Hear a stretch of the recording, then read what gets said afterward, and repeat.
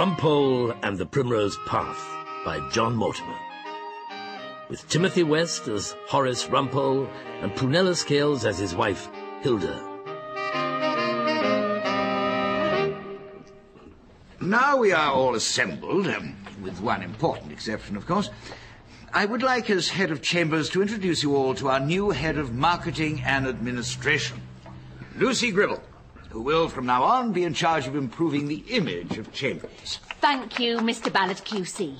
Thank you indeed for that kind introduction. Just a scrap of detail to kick off with. I spell my first name, Lucy, with an I and not a Y. Whatever for? It makes, I feel, for a snappier image. Ah. Now, Mr. Ballard QC, I address you as chair of this meeting. What did she say? She called me chair. Made you sound like an article of furniture. Oh, do be quiet, Erskine Brown. Lucy Gribble has an important message for all of us. Oh, very well. What we have to demonstrate is that barristers have outsize hearts. And now we have a situation, sad as I'm sure we all agree it may be, which gives us the opportunity to show that we do care.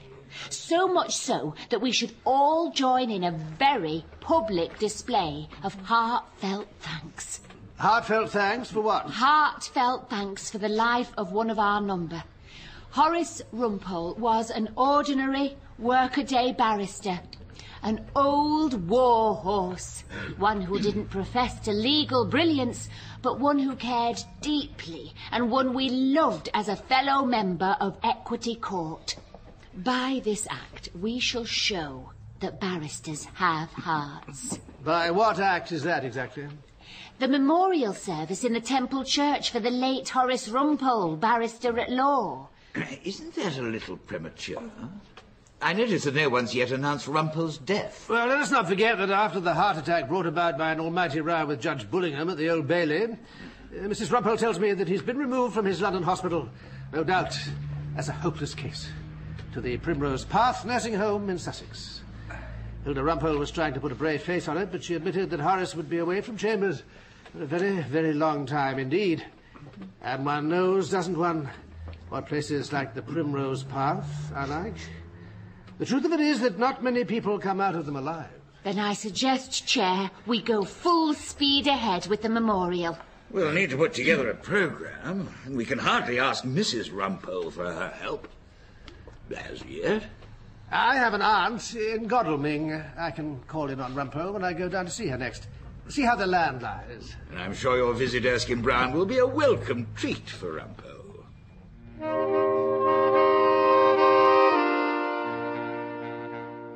Whoever had christened this place of eternal rest the Primrose Path betrayed insufficient knowledge of English literature. According to Ophelia in Hamlet, it's the path of dalliance, and dalliance in the home was confined strictly to the television. The porter in Macbeth, however, said the Primrose Way led to the everlasting bonfire. This may have been a more accurate description. The inhabitants of the rooms down the corridor were given to disappearing quietly during the night, and leaving the Primrose Path, I felt sure, for the nearest crematorium. It was no particular treat to encounter Claude Erskine Brown in my room at the Primrose Path nursing home. What's your favourite music, Rumpole? Music, Erskine Brown? We know you're absurdly prejudiced against Wagner. Tell me, when you sing to yourself, what do you sing? Sometimes Pop Goes the Weasel. Occasionally Knock 'em in the Old Kent Road. More often than not a ballad of the war years. There'll be bluebirds over the white cliffs of Dover. You remember that? No, I'm afraid I don't. Tell me, Rumpole, talking of the war years, did you ever serve your country overseas? Oh, yes, I flew Spitfires in the war. I shot down the Red Baron and was the first British pilot to enter Berlin. Try to be serious, Rumpole. I only ask because Ballard wants material for his speech. His speech about me? About your life. To give thanks for your existence. We shall celebrate you, Rumpole. You mean at a Chambers piss-up in Pomeroy's wine bar? Not exactly that, Rumpole. No. Anyway, I'd better be getting back. I've got a rating appeal tomorrow. I envy you, Erskine Brown. You seem to lead a life of perpetual excitement. There's just one more thing. Do you have a favourite prayer? I pray to God to be left alone so I can get out of here as quickly as possible. It's all far too clean for my liking. I'm sure they'll look after you extremely well here, Rumpole, for as long as you have left.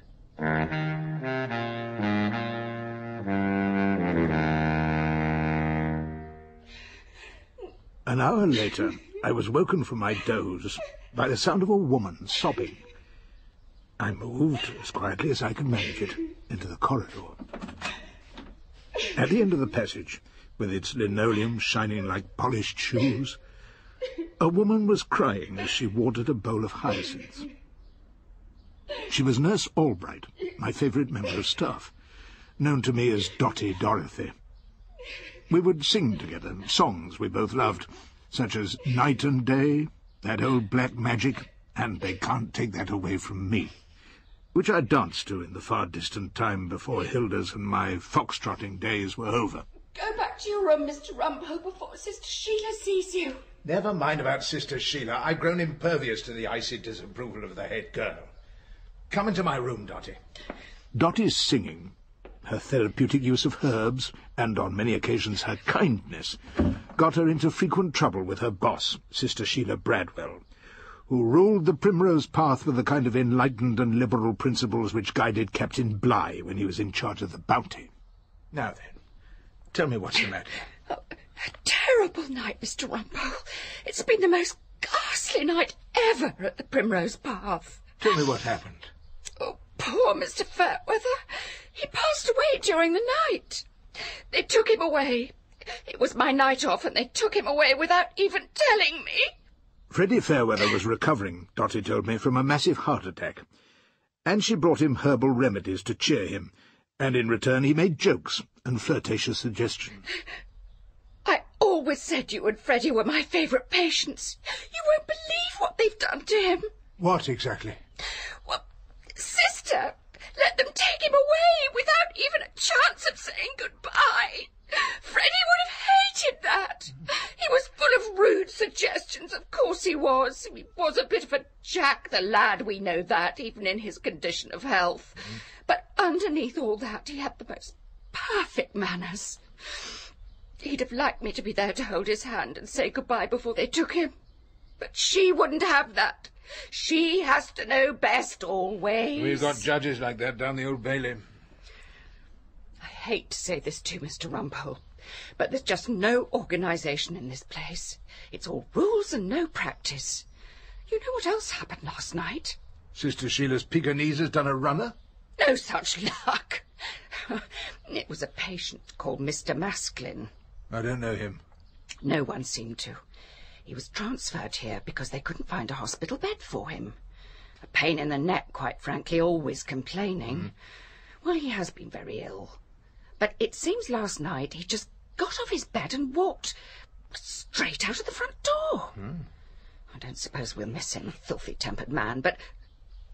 Oh, I do miss Freddie. Yeah, I know. But, Dotty, this man Masklin, no one knows where he went? Well, seems not. Only Nurse Rogers did tell me one thing. What did she tell you? When she went to Mr. Masklin's room this morning, the door was locked.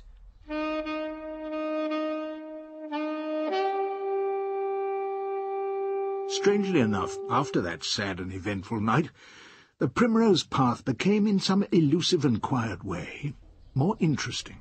Mr. Masklin was an impossible patient, Mr. Rumpole. Quite frankly, we were glad to see the back of him. No one saw him leave? No one. That young man Gavin, wasn't he at the desk by the front door? Gavin is studying for an important exam. He can't watch the door every minute of the night. Did Masklin have a family? Oh, someone he said was his sister came once. No one's been able to track her down either. Do the police know he's gone missing? We reported it naturally. If you're so interested, I can tell you there's no sign of him at his last known address. My friend Dotty says his door was locked in the morning when she came on duty. Your friend Nurse Albright says a lot of things we don't have to take too much notice of. Of course, the door wasn't locked at night. We locked it in the morning until the police came to see if there were any clues to where he'd gone. We didn't want the evidence disturbed. You know all about that, don't you, Mr. Rumpole? I suppose I do. All in all, it must have been a terrible night for you. I was sorry to hear about Mr. Fairweather. Oh, well, these things happen, Mr. Rumpole, at a place like this. They're very sad, but they happen all the time. We've got used to it, of course, and we deal with it as kindly as possible, whatever your friend Nurse Albright may say about the matter. Dotty told me she was very fond of Mr. Fairweather. Oh, yes. And did your friend also tell you that dear old Mr. Fairweather had said he'd left her money in his will? She never said anything about that. Only that she was upset because he died so suddenly. Yes, well, it's nothing for you to worry about, Mr. Rumpole, is it? And if you take my advice, you'll steer very clear of your friend's herbal remedies. Some of them may have unfortunate results. Oh, yeah. Doesn't Nanky Poo want walkies? Oh, come on. Can't spend all day talking to you, Mr. Rumpole. Really, I can't. Come along, darling.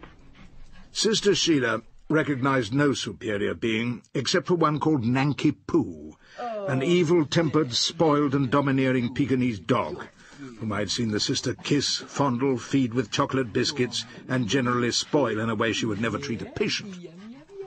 Like many of the inhabitants of the Primrose Path, Nanky Poo suffered a degree of incontinence which littered the garden and added some significance to his name.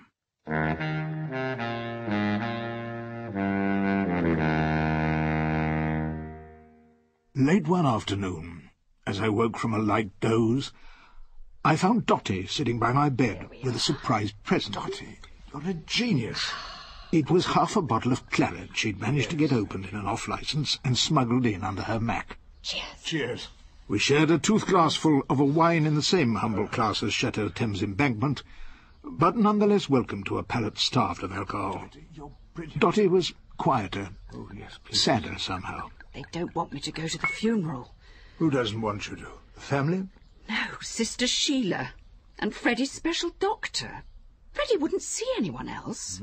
The common run of patients, myself included, were attended to by one of the local GPs. However, the Primrose Path was visited almost daily by a tall, elegantly dressed man in a well-cut suit, who moved in a deafening smell of aftershave down the corridor, always escorted by Sister Sheila, and referred to by the staff in tones of considerable awe as Dr. Lucas. I've never got on with that doctor. Do you know, they won't even tell me where the funeral's going to be. They said it was Freddie's special wish. He hated funerals. None of us liked them, particularly our own. So he didn't want anyone to be there. It was his last wish, they told me. He wanted to be cremated. The primrose way to the everlasting bonfire. You know what happened? Dr. Lucas and Sister Sheila were there with him when he died. They rang the undertaker, they said, and they had him taken away at once, during the night. As though Freddie was something to be ashamed of. You miss him very much, don't you? Oh, poor old thing. Do you know, sometimes he said he was in love with me. She put her hand into the pocket of her uniform Look at this. and pulled out a photograph. A bald-headed, elderly man with a nose which looked as though it had at some distant time in his life been broken in hostility or sport. He was sitting up in bed, smiling, with his arm round Nurse Dotty. Trainee Nurse Jones took that. We were all laughing. Sister Sheila said something to me. Was Fairweather going to leave you money in his will? Oh, he told everyone that. Not that I ever really expected anything, of course. But it just showed how well we got on. He said he didn't have much of a family left to provide for. He told me he had a business somewhere in the north of England, and he wasn't short of a bob or two. I'm going to find out about Freddie's funeral, and I'm going to it. I don't care what Sister Sheila has to say. I'm entitled to do that, aren't I?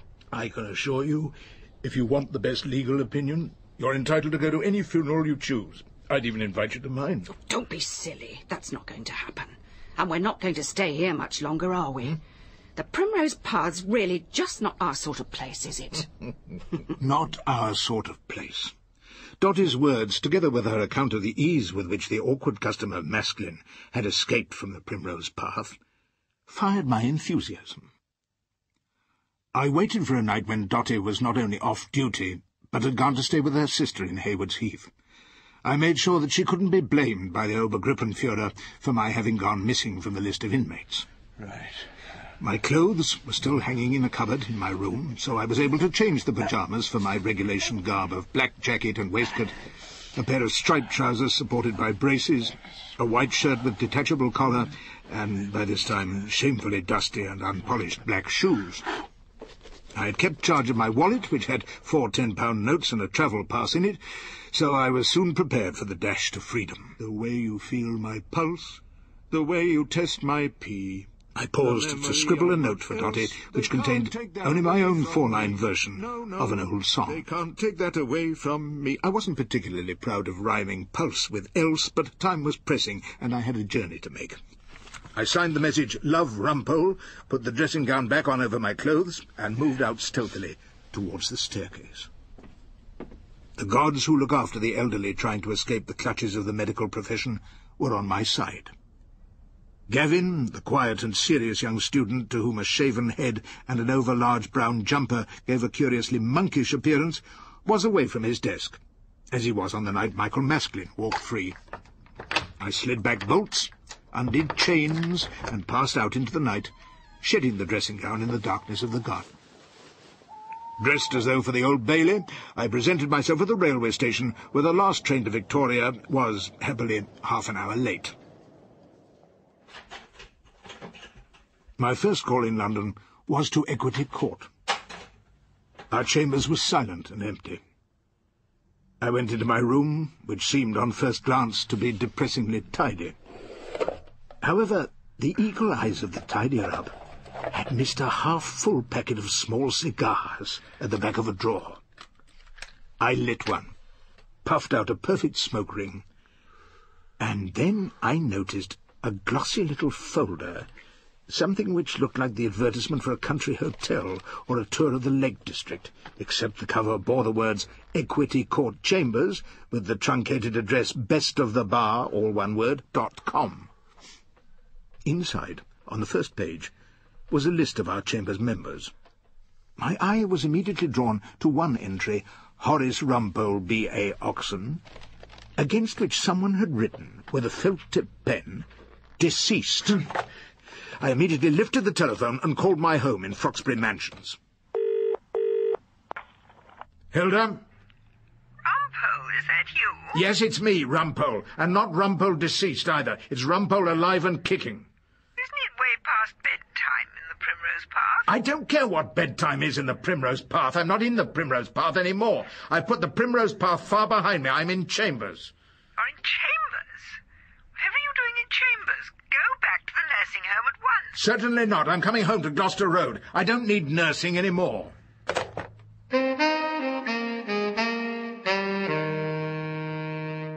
It would be untrue to say that there was, at first anyway, a hero's welcome for the returning Rumpole. There were no flowers, cheers, or celebratory bottles opened. There was the expected denunciation of the defendant Rumpole as selfish, ungrateful, irresponsible, opinionated, willful, and, not to put too fine a point upon it, a pain in the neck to all who have to deal with you. But behind these stiff sentences, I got the strange and unusual feeling that Hilda was fairly pleased to see me alive and kicking. She told me of the impending visit of the 2 QCs, and when Ballard let her know over the telephone that they planned a fitting tribute to Rumpole's life, she guessed what they were after. Now I appeared to be back in the land of the living. She was prepared to fall in with my master plan, and enable me to eavesdrop as the 2 leading pomposities of our chambers unfolded their plans to mark the end of Rumpole's life on earth. Accordingly, I was shut away in the kitchen when Ballard and Erskine Brown arrived. Hilda left the sitting-room door ajar, and I moved into the hall to enjoy the conversation. Mrs. Rumpole, we're sure you would like to join us in offering up thanks for the gift of Rumpole's life. A gift? Not a free gift, certainly. It had to be paid for by a certain amount of irritation. That is strictly true, but one has to admit that Horace achieved a certain notoriety, notwithstanding the fact that he remained a member of the junior bar. Albeit a rather elderly member of the junior bar. It's true that he never took a silk gown or joined us in the front row. The Lord Chancellor never made him a QC. His face didn't fit with the establishment. All the same, some of the cases he did attracted attention. So we want to arrange a memorial service in the Temple Church. You mean a memorial service for Rumpole? That, Mrs. Rumpole, Hilda, if I may, is exactly what we mean. We're sure that you, of course, Hilda, and Rumpole's family and friends would wish to join us in this act of celebration. You mean you're going to invite that terrible tribe of South London criminals? I hardly think that the Timpsons would fit in with the congregation at the Temple Church. I'm sure there will be many people who aren't members of the criminal fraternity and who'll want to give Rumpole a really good send-off. Thank you for that kind thought, Ballard. Oh, Rumpole! It was at this point that I entered the room, carrying a bottle of Chateau Thames Embankment and 4 glasses. And now you're both here, perhaps we'll all drink to Rumpole Revived. Hamlet, happening to bump into his father's ghost on the battlements, couldn't have looked more surprised than my learned friends.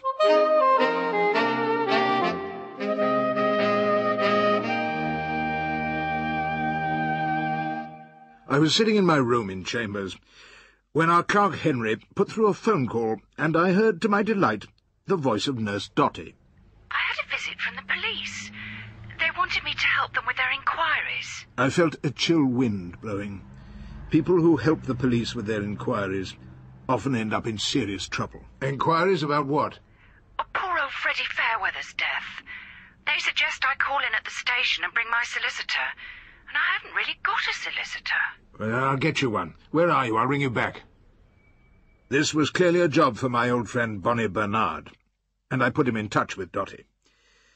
A few days later, she called into my chambers to report the result of an extraordinary conversation which they had had with Detective Inspector Maundy and Detective Sergeant Thorndyke in a nick not too far from the Primrose Path home. They were a decent enough couple of officers, but they soon made their suspicions clear to your Mr. Bernard and to me. Suspicions of what? Murder, Mr. Rumpole. Dotty, you haven't done in Sister Sheila. They're investigating the death of one of the patients, Mr. Frederick Fairweather. As if I'd do anything to hurt Freddie. We were great friends, you know that, just as you and I were, Mr. Rumpole. And we still are, Dotty. But what are you supposed to have done to Fairweather? Digitalis. Foxglove? It's used to stabilise the action of the heart. They asked me about the access I had to Digitalis or digoxin. They seemed to think that I had a huge collection of pills and potions. Well, you do have something of the sort, haven't you? Oh, only harmless herbal remedies of my own, you know that. And of course I had access to digoxin, but I'd always entered every dose I had to give a patient, and I never treated Freddie with it at all. So what are they suggesting? That they had evidence I used a whole lot of digoxin without entering it or keeping a note. That I was seen coming out of Freddie Fairweather's room an hour before he died, and that I had also boasted I was going to benefit from Mr. Fairweather's will. It's all completely ridiculous. I went to bed early that night and never left my room until I went on duty next day. I didn't care a scrap about Freddie's will. I only wanted him to get better. That was all I wanted. Nothing would have made me harm him. Nothing in the world. Now, that Dr. Lucas, was it? He must have entered the cause of death. Well, he said the cause of death was a heart attack, that Mr. Fairweather had had heart problems. But Dr. Lucas told the inspector that the attack might also have been brought about by an overdose of digoxin. Dotty, you told me you were going to Freddie's cremation. Did you go? Oh, it was terrible, Mr. Rumpole. Just terrible. There was no one there, absolutely no one at all. Sister Sheila had said Freddie didn't want anyone to see him go, but I couldn't believe that. There was no one to say anything in the chapel, not a word, not a prayer. And there was just me to watch the coffin slide away behind the curtains. Apart from me, he went quite alone. Is there anything else you want to tell me? Only that I'm angry. So angry. Angry because you know who's been talking to the police? Of course. You think it's Sister Sheila? Who else could it be? They told us, Mr. Rumpole, that they'd be making further inquiries. Of course, we don't know what they'll find out. Perhaps they'll find out why Sister Sheila went to them with a story like that. It was while I was turning the plight of Dotty Albright over in my mind that my room was invaded by a pungent but not unpleasant perfume. A tall woman in a black trouser suit with blonde hair came with it. Got a minute? Hmm? It's about time we had a word. I'm sorry, I haven't had a window before. A window? Was the poor young woman shut in some airless oubliette in the Chambers cellarage? But by now she had made herself comfortable in my client's chair. I'm Lucy Gribble. Lucy with an I. I'm your new Director of Marketing and Administration. Well, I never had an old Director of Marketing, so I don't see why I should need a new one. I'm here, Horace, to look after your image. Oh, I know what that means. I've heard it all before. It means you think I should get a new hat. Oh, not at all. The hat's perfect. And the striped pants, and the cigar ash down the waistcoat. They all suit your image perfectly. Don't change a thing. I'm told that you were behind the idea of a church service to celebrate my death. To celebrate your life, Horace. That's what we were going to do. Of course, that's on hold. For the time being. Oh, I'm glad to hear it. Now, I understand you're going through a bit of a sticky patch, practice-wise. Sticky? Bit of a lull. A serious shortfall in briefs. Not at all. As a matter of fact, I've just been instructed in a rather sensational murder case. You're not kidding. Who got murdered? Well, my client's a nurse. It suggested she murdered a patient called Freddie Fairweather in the Primrose Path home, a place from which I was extremely glad to escape. Not Freddie Fairweather of Primrose. The Primrose Path? Well, I don't know anything about a Primrose Path. The Freddie Fairweather I worked for was Primrose Personal Pensions. Oh. He was an IFA. What? Independent financial advisor. Invested anyone's money in what he called a gilt-edged pension scheme. On the whole, about as gilt-edged as a bouncing cheque. Which is why we parted company. Do you say he's dead? I'm afraid so. And without a memorial service. If he's the same Freddie Fairweather, of course. Short. Square shoulders, no hair, and a broken nose. Oh, he could turn on the charm, Freddie could. Had a bit of a chip on his shoulder as he'd left school at 15 and never been to university. Well, of course, if he's been murdered, you'd never have met him, would you, Horace? I might have done, strangely enough. You say you worked for him. Where exactly? Do you know Leeds at all? I'm afraid I have only a sketchy knowledge of Leeds. That's where I started in marketing. I was marketing for Freddie Fairweather. Oh, I won't say they were the best days of my life. I left because I didn't like the way the place was run. And I couldn't stand the company doctor. He was a quack who was meant to examine the pensioners. Oh, objectionable is not the word. His name wasn't Lucas, was it? Yeah, Sidney Lucas. That was him. Oh, but as for Freddie, I mean, he might have cut a few business corners, but I wouldn't have wanted to see him murdered. I looked at her then. Her black-trousered legs crossed, shiny high-heeled boots pointed. An alien being in the dusty world of Equity Court. I lit a small cigar, and, rather to my surprise, she made no protest. I blew out smoke. I'd be very much obliged if you'd tell me everything you know about the late Freddie Fairweather. All right, then. But would you mind passing me one of those whiffs? Oh, with pleasure. Oh, thank you. And we sat smoking and talking together. And what the new Director of Marketing told me was of considerable interest. Well, wait till you hear this, Horace. It was time to call in old favours. I found myself in Pomeroy's wine bar, waiting for a lugubrious figure who wore, however pleasant the weather, an elderly mackintosh and the expression of a man with a cold who forever feels a drip forming at the end of his nose. Hello, Mr. Rumpole. This was, of course, the invaluable sleuth Ferdinand Ian Gilmore, known throughout the legal profession as Fig Newton, who, since adultery no longer had any legal significance, had taken to crime. In this field, his investigations were often more thorough and far more useful than those carried out by the police. I heard you passed over. And I've come back to haunt you, Fig, and also to remind you of the interesting and profitable work I've put your way over many years. Interesting, Mr. Rumpole, yes. Rather less profitable. I wouldn't say any of them paid above the average. What do you have in mind? I invested in a bottle of Chateau Thames Embankment. I'm afraid it was of an indifferent year and not long enough in bottle. I sat Fig down at a quiet table in the corner of the bar. Then I told him all I knew about Freddie Fairweather and the Primrose Path, which had led, in his case so suddenly, to the everlasting bonfire. Then I gave him the list I'd made of the required information. Are you suggesting, Mr. Rumpole, that I do all this as some sort of favour? Fig looked at it doubtfully, like a man invited to swallow peculiarly nasty medicine.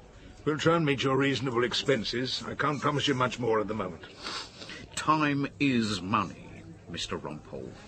If you can give me one good reason... All right, Fig, I'll give you a good reason. I'm just back from a near-death experience. Business is slow, not to say boring. An excellent, charming, and utterly innocent woman has been accused of murder. It may all come to nothing, in a way I hope so. But meanwhile the case is shrouded in mystery, and I need your help. And if I can't solve it, I might as well turn up my toes and hang up my wig. Don't do that, Mr. Rumpole. When do we start?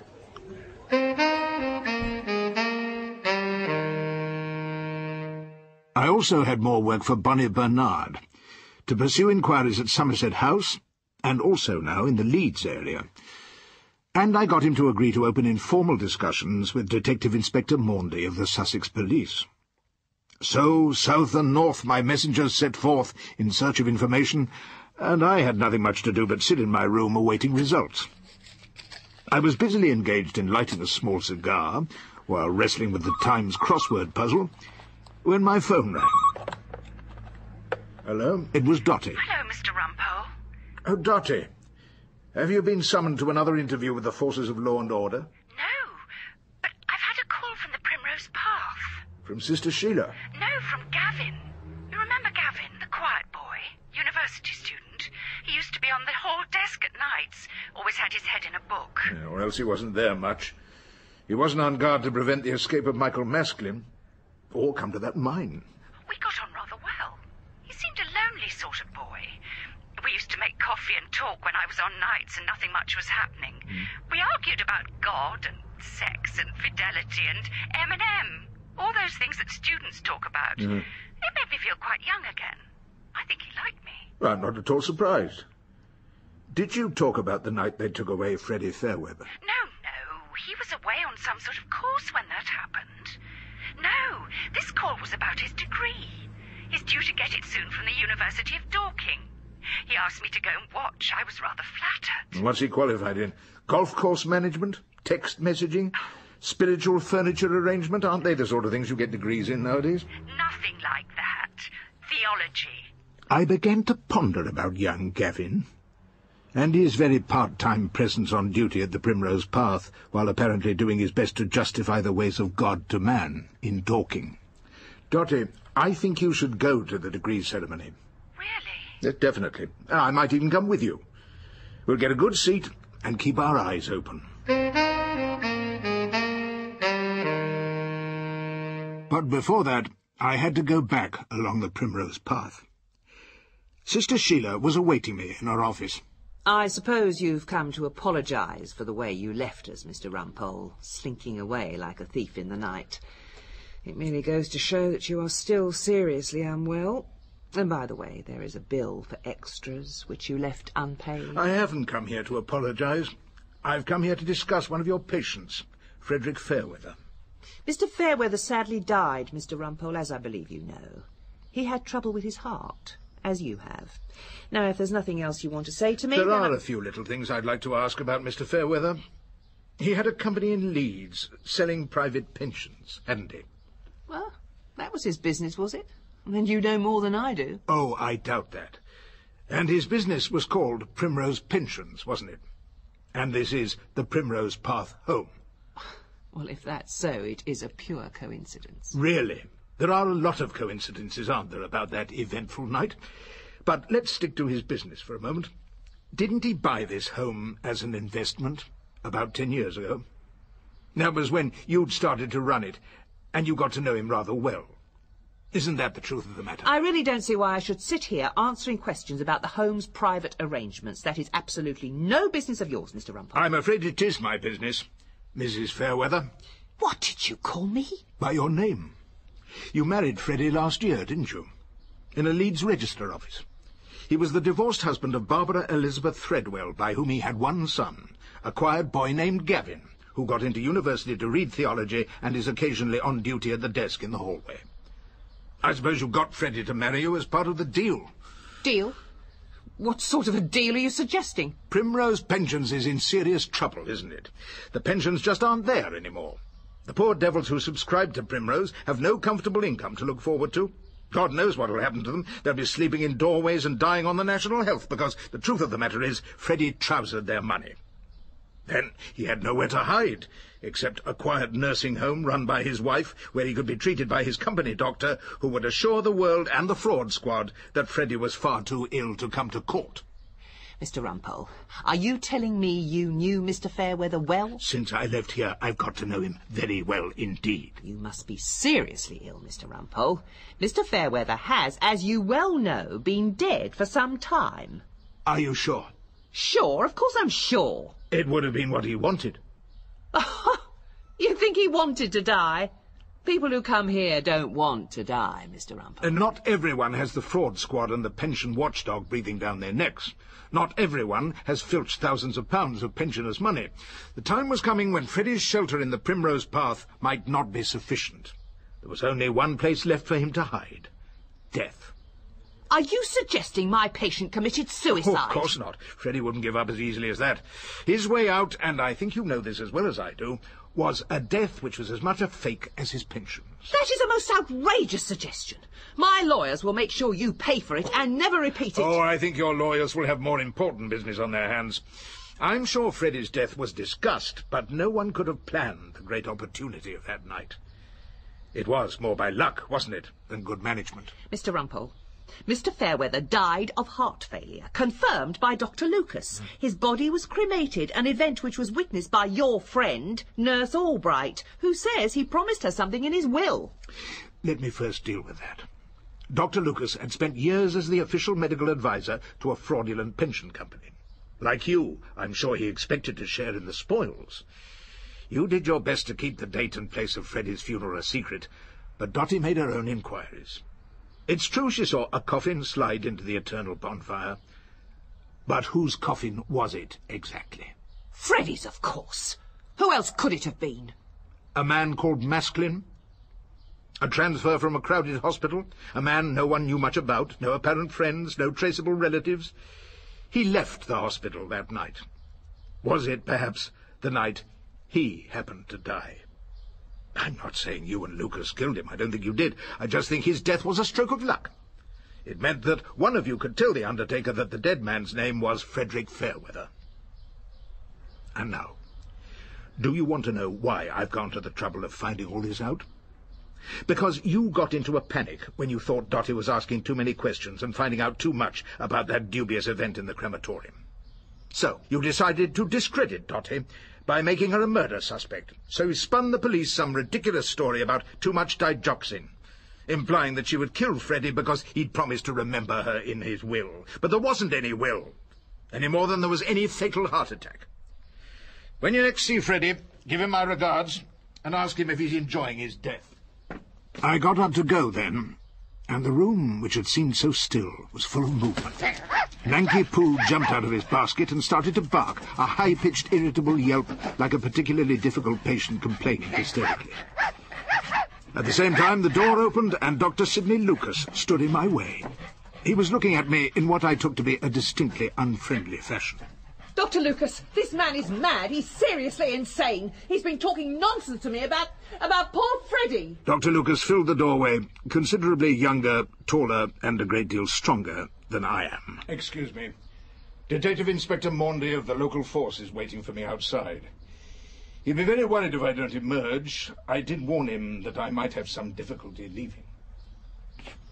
Whatever they had done to help a crooked businessman disappear from the face of the earth, however outrageous and reckless that plan had been, and however dishonest the doctor's conduct, the mention of the local constabulary made him step aside. I walked away from the Primrose Path for the last time, and towards the forces of law and order. I was prepared to make a statement.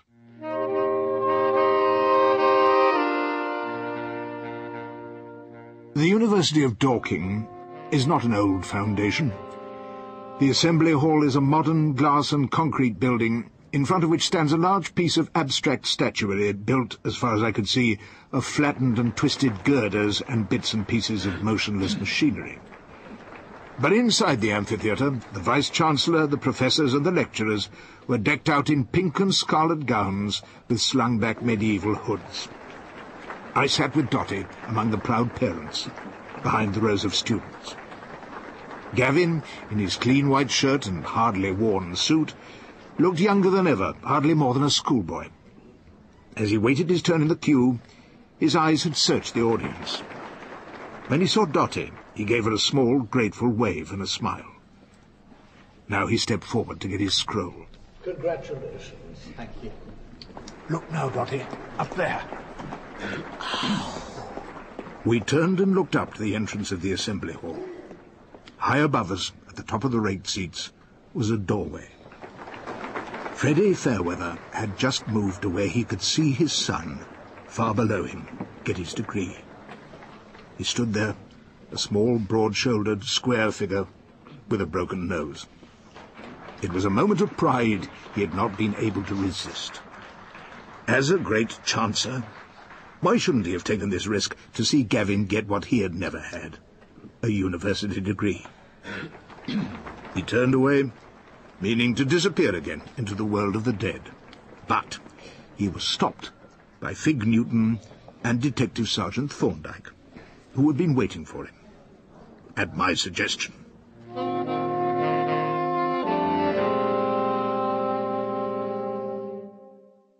So, the case of the Primrose Path never got me a brief. Neither Sister Sheila nor Dr. Sidney Lucas, when arraigned for their various offences, thought of employing Rumpole to defend them. Freddie Fairweather ended up in an open prison. Gavin has taken holy orders and returned to Leeds. I still meet Dotty from time to time, for tea in the Waldorf Hotel, where we sing, quietly but with pleasure, the old standards together. The way you sip your tea. The memory of all that. No, they can't take that away from me. I must say that I won't hear a word of criticism of Miss Lucy Gribble. I owe her a debt of gratitude. She graciously allowed me to come back to the land of the living, and she helped me solve the mystery of the Primrose Path nursing home. No, they can't take that away from me. No, they can't take that away from me.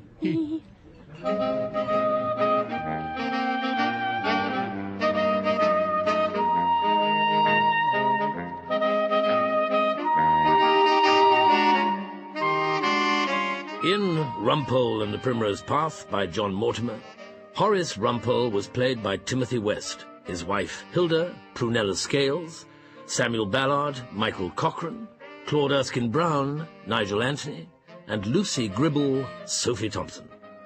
Nurse Dotty Albright was played by Joanna David, Sister Sheila Bradwell, Carol Boyd, and Fig Newton by David Shaw Parker. Rumpole and the Primrose Path was directed by Marilyn Imbrie. In Progress, written by Alex Ganley, DCI Stone wrestles to find a motive for a murder at a rundown garden centre, and his investigation leads him into dangerous and unexpected territory.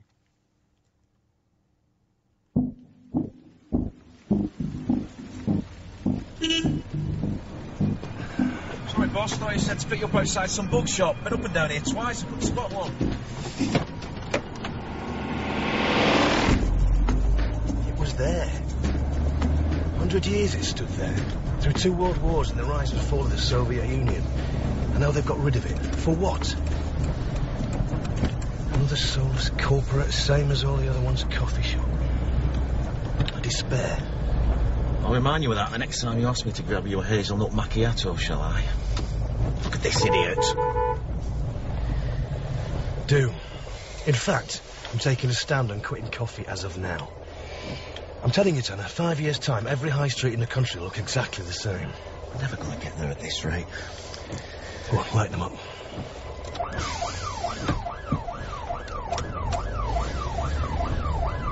the way. Some of us have got crime scenes to attend. It's not just the high streets. The shops are even identical inside. We went to Pizza Chef in Paris. It was exactly the same as the one round the corner from us at home. Toilets, salad bar and ice cream factory, all exactly the same in exactly the same place. You went to a Pizza Chef when you were in Paris? You know what you're getting at Pizza Chef? Restaurants in Paris are potluck for tourists. Still, I'm surprised. I would have thought Blackpool more your thing. It is. Paris was Karen's idea. Remind me why she left again. Hey, as towers go, Blackpool's is just as good as the Eiffel.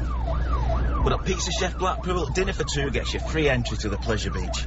And that, in my opinion, is something Paris is sorely lacking. Well, price and class, can you make? $12.95 all in. I want you to get a book for Alice. Get it online. Well, that's the point, isn't it? Everyone shops online. No more independent bookshops. And that was our little place. Alice loved nosing around that place. Now she's hunting the split. Yeah. I'm not sure. They've moved away. What? This is news. Where to? Kat met someone.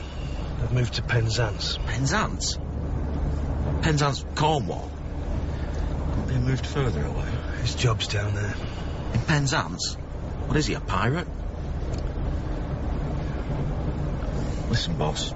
It's a big blow you've been dealt. You ever want to talk about it? Whoa, Mike. The last thing I need is you offering a shoulder to cry on. I shouldn't have mentioned anything. Just keep it to yourself. And I mean yourself, all right? Babylon Garden Centre. Thought this place closed down years ago. My mother used to bring us here when we were kids. The old guy who owned it built a miniature railway through the grounds. It was magical. It's abandoned now. Morning, Gov. It's Hannah. Sue, Morning. What have we got? Uniform were first on the scene to a call from a delivery driver about 9:15. No one was in the yard when he arrived this morning. In the main shop, he discovered a male, approximately 80 to 90 years of age, believed to be the owner, Brian Chaff, dead on the floor. And what are we calling it? Homicide. He had a telephone cord wrapped round his throat, signs of a struggle. Forensics? Sammy's got his team in there. Tanner, go and grab us all suits, would you? Boss. Who's that? Peter Bellamy, delivery driver for Johnson Agricultural Supplies. He's been with them 16 years, no previous. Mr. Bellamy, this is Detective Chief Inspector John Stone. How you doing, Mr. Bellamy? Not too great, actually. Not a great way to start the week. No, it's not. D.S. Kelly has taken a statement from you. I can't see any reason for us to hold you up from your deliveries once you feel fit to get on your way. Only saw him Friday. How did he seem? Fine. Chipper, even. Seemed like business had picked up a bit for him. Oliver used to drop off here once in a blue moon, but recently he'd been reordering from us regularly. And now this. He's such a pleasant old fella. Can't imagine why anyone would want to do this. Why rob this of all places? No. Well, we're here to find out, Mr. Bellamy. Boss, here you go. Cheers. Sue, here's yours. What's that? It's a forensic suit. It's an XL. I'm a small. That's all they are. So what am I supposed to do with this? Tie a knot around the waist. Give it here. Where are all the employees? Oh, this place has been struggling by on a skeleton staff of 2, hence the state of the place.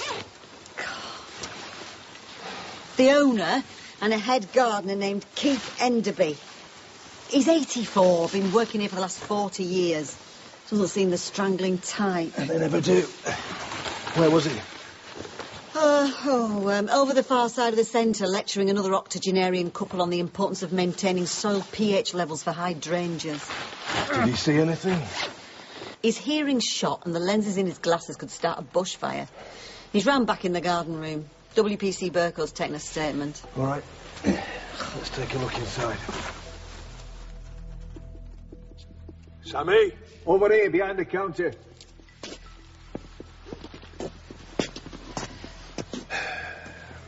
Poor old Mr. Chaff. What a shame. Did you know him, boss?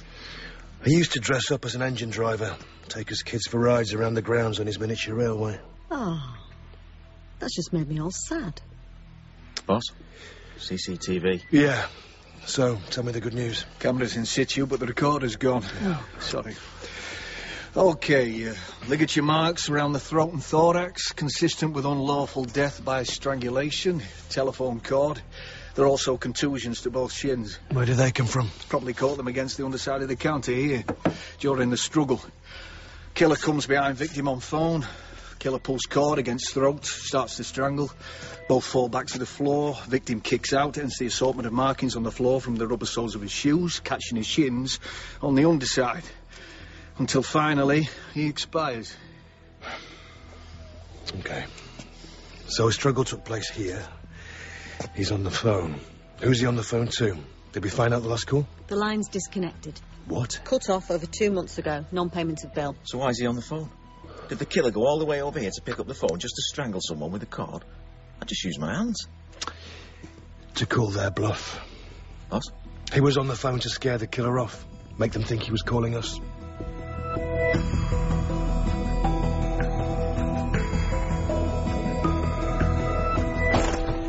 So perpetrator comes in, brandishes weapon, says, give us what's in the till, and the old fella picks up the phone and says, do one or I'll call the police. Can't have been much in the till first thing on a Monday. Can't have been much here at the best of times. How much was taken? There's 160 in it. That might have just been the float. So they fled empty-handed.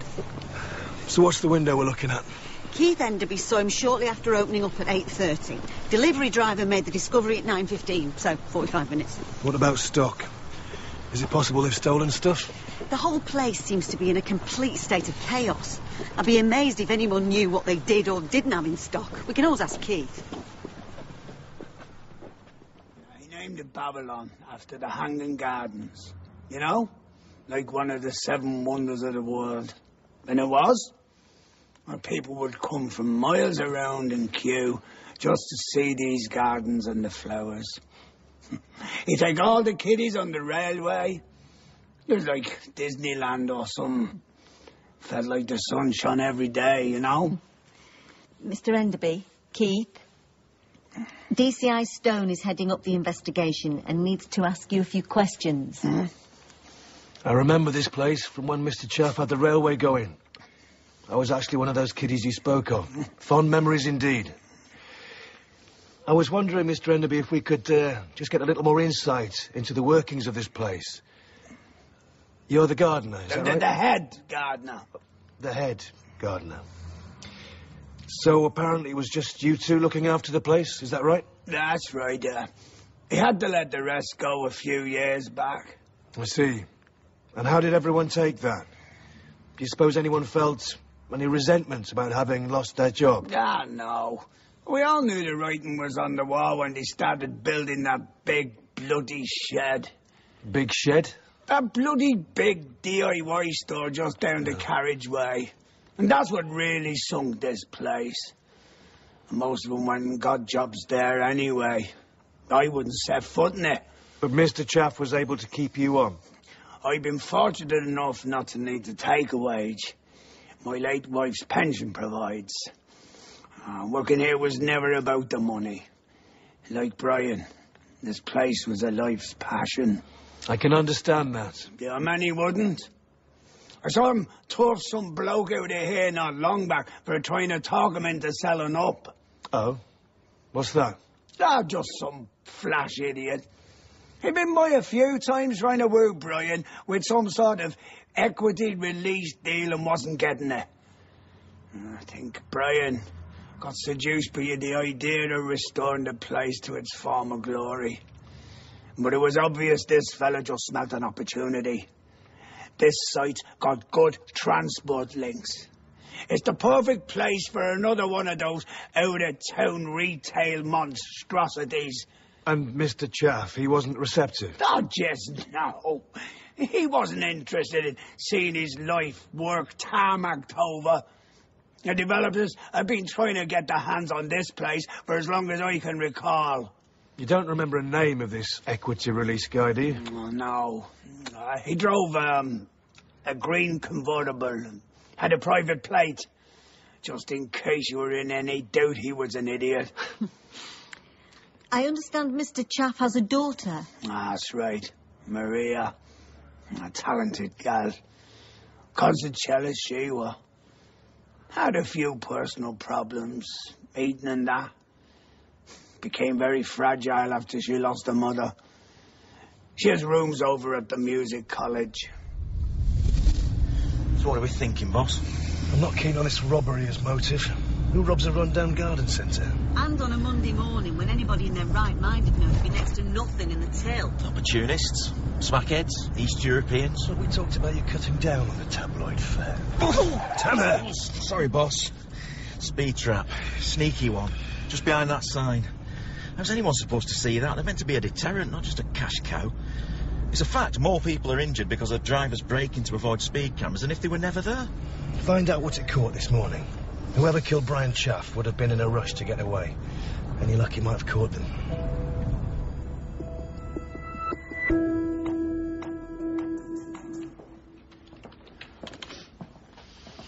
What's going on in the conference room? McCaffrey's in some big powwow with suits. Senior management types. Looks serious. They've drawn the blinds. I reckon they're just in there watching a film. Oh, hey up. Someone needs help with the remote. John, got a minute? Sir? How's this case looking? The Chaff case? We're only just getting up to speed on it. Quite a few things not adding up just yet. But overall, we're looking at a robbery gone wrong, right? Not necessarily so, sir. No? John, it came over the wires as a robbery gone wrong. It's random. There's something else, sir. Something... You know that feeling you get, sir? When you work in a case and you don't know what it is yet, but you know something's amiss. Listen, I don't have time to hear what you've seen in the tea leaves or what your horoscope says about it being your lucky day. We work in fact here. We're stretched. We need to prioritise man hours. It's a random one, right? So pretty please, put it on the back burner for now. You're telling me to put this one on the pile 45 minutes into the investigation? I'm saying, as DCI, you need to learn to prioritise. 40 hours spent on this is 40 hours we don't have for the missing teenager we get next week. Got it? Sir. Brooklyn, round of coffee in the conference room. Sir. Back burner? We've only been on it an hour. That's what I told him. Talked about priorities. What happens when they move into management? Common sense policing goes out the window in favour of spreadsheets and budget reviews. Something else is going on. We're not privy to the full picture. There was a guy back there in the conference room. Bald head, 50 on. See him? His name's Shaw. Saw him lecture at the Met Academy 10 or so years back. Brain like a planet. He's now coordinator of counter-terrorism ops for the UK. What's he doing up here? Exactly. Wow. This is old. Proper Hogwarts. Impressive, isn't it? Can I help you? We're here to see Maria Chaff. She's a teacher here. Believe she lives on site.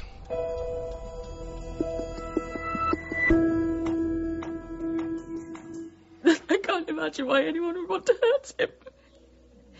He wouldn't have tried to tackle anyone robbing the place. He would have said, let them have it. They obviously need it more than us. Maria, was your father in debt? Or having money troubles? Pressure from people he might have borrowed from? I helped him out with the admin a little after Mum died. It was no secret that the place was run down and struggling to break even, but even so, Dad owned it outright. Was there anything he was worried about? Did you ever suspect she was keeping anything from him? No, he was happy. As happy as I've seen him since we lost Mum. He was talking about fixing up the railway again, getting it ready for the summer, and he said that every year. I thought the officer said that this was a robbery that had gone wrong. You seem to be suggesting Dad was deliberately targeted. We need to keep an open mind to all possibilities. We're just ruling things out at this stage. It's a tough time you're going through, Maria. A family liaison worker will be in touch shortly. They'll help guide you through the process, and we can put you in touch with bereavement counselling. Thank you, but I actually volunteer at a bereavement group at St James's. And I'm sure they'll continue to be a great support. We'll stay in touch. You have my details. If you think of anything and you're not sure whether or not it's relevant, just pick up the phone to us whenever. Thank you. Maria, you wouldn't happen to know anyone who drives a green convertible, would you? With a private plate? Well, that sounds like Anton. Anton? Does he have a last name? Barrington, why? Did you know your father well? Anton? No, he's never met Dad. How do you know him? He joined our support group. Lost his wife not long ago and recently started attending group meetings. Could you imagine living where you worked? It'd drive me crazy. Oh, I don't know. At least she's not coming home to an empty house and just her thoughts every night. Mike. Got the data from speed camera near junction 12. You would not believe how many tickets they issued just this morning. They must be taking care of the entire council's extra fund off that one camera. Mike? Mike, any green convertibles with private plates? Green one. Is the owner's name Anton Barrington? No. Ted Lennon. Gorton. Wants to pay him a visit? Yeah. We'll look into all of them, but prioritise the green ones. While you're there, run a search on an Anton Barrington for us, will you? Barrington. Anton J. Previous for fraud. Oh, yeah. Yeah, and arrested on suspicion of hiring two thugs who attacked an associate holding money. Gone for that one, lack of evidence. Runs a company called AB Solutions at offices in Castlefield.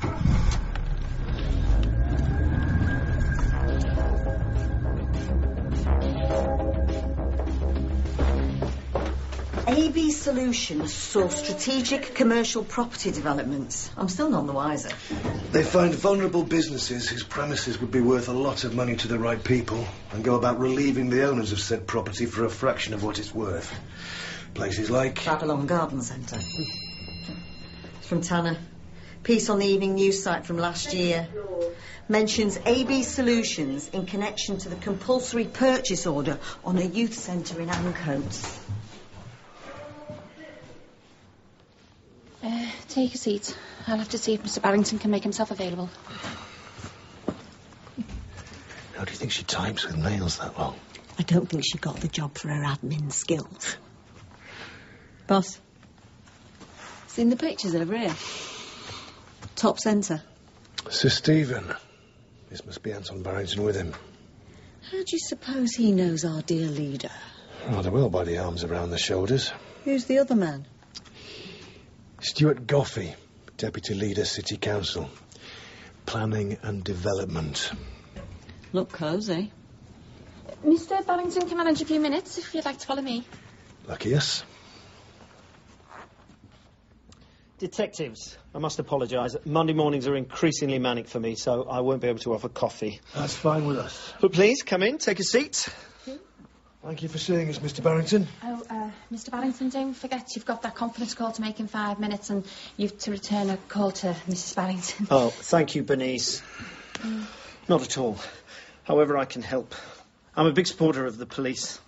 You might have spotted the picture in reception of myself with your Chief of Police at the Benevolent Fund Gala last summer. Yes, couldn't miss it. And the other gentleman with you both is Stuart Goffey, right? Deputy Leader of the City Council. Great bloke. Dreadful golfer. Illustrious company you keep. What is it that you actually do, Mr. Barrington? We find and acquire sites that might be of interest to clients in the retail and commercial sector. You wouldn't be responsible for the coffee chain that's just supplanted our beloved bookshop on the high street, would you?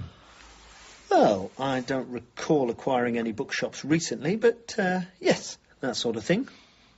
That's not why you're here, is it? We're following a line of inquiry relating to an incident that took place this morning. We wanted to ask you about your car. My car? What about it? It's a green convertible with a private plate, is that right? It's a Porsche Carrera 911 Cabriolet in Peridot. Peridot? Peridot. It's a colour. And is it a green colour? It is. Great. So it's a green convertible. Did you drive it here this morning? Yes, it's in the underground parking. And did you happen to drive anywhere else apart from home and here this morning? Just from home to here. Nowhere else? Nope. That your wife in the photo, Mr. Barrington? It is, yes. She's very pretty. Thank you. Fitting well, is she? What's all this concerning, exactly? You live on the Quays, right? That's right. You weren't anywhere near the Babylon Garden Centre this morning, were you? No. I'm sorry, what? Babylon. The garden centre on the A6. No, sorry, I don't know it. Really? The casino down the A6 saw the model in reception. That was one of your sites, wasn't it? That's correct. Well, Babylon Garden Centre's, what, half a mile on from there? It's an unmissable, huge place. Been there 50-odd years. Everybody who's ever been down the A6 knows it. You're telling us you've never noticed it? No, I can't say that I have.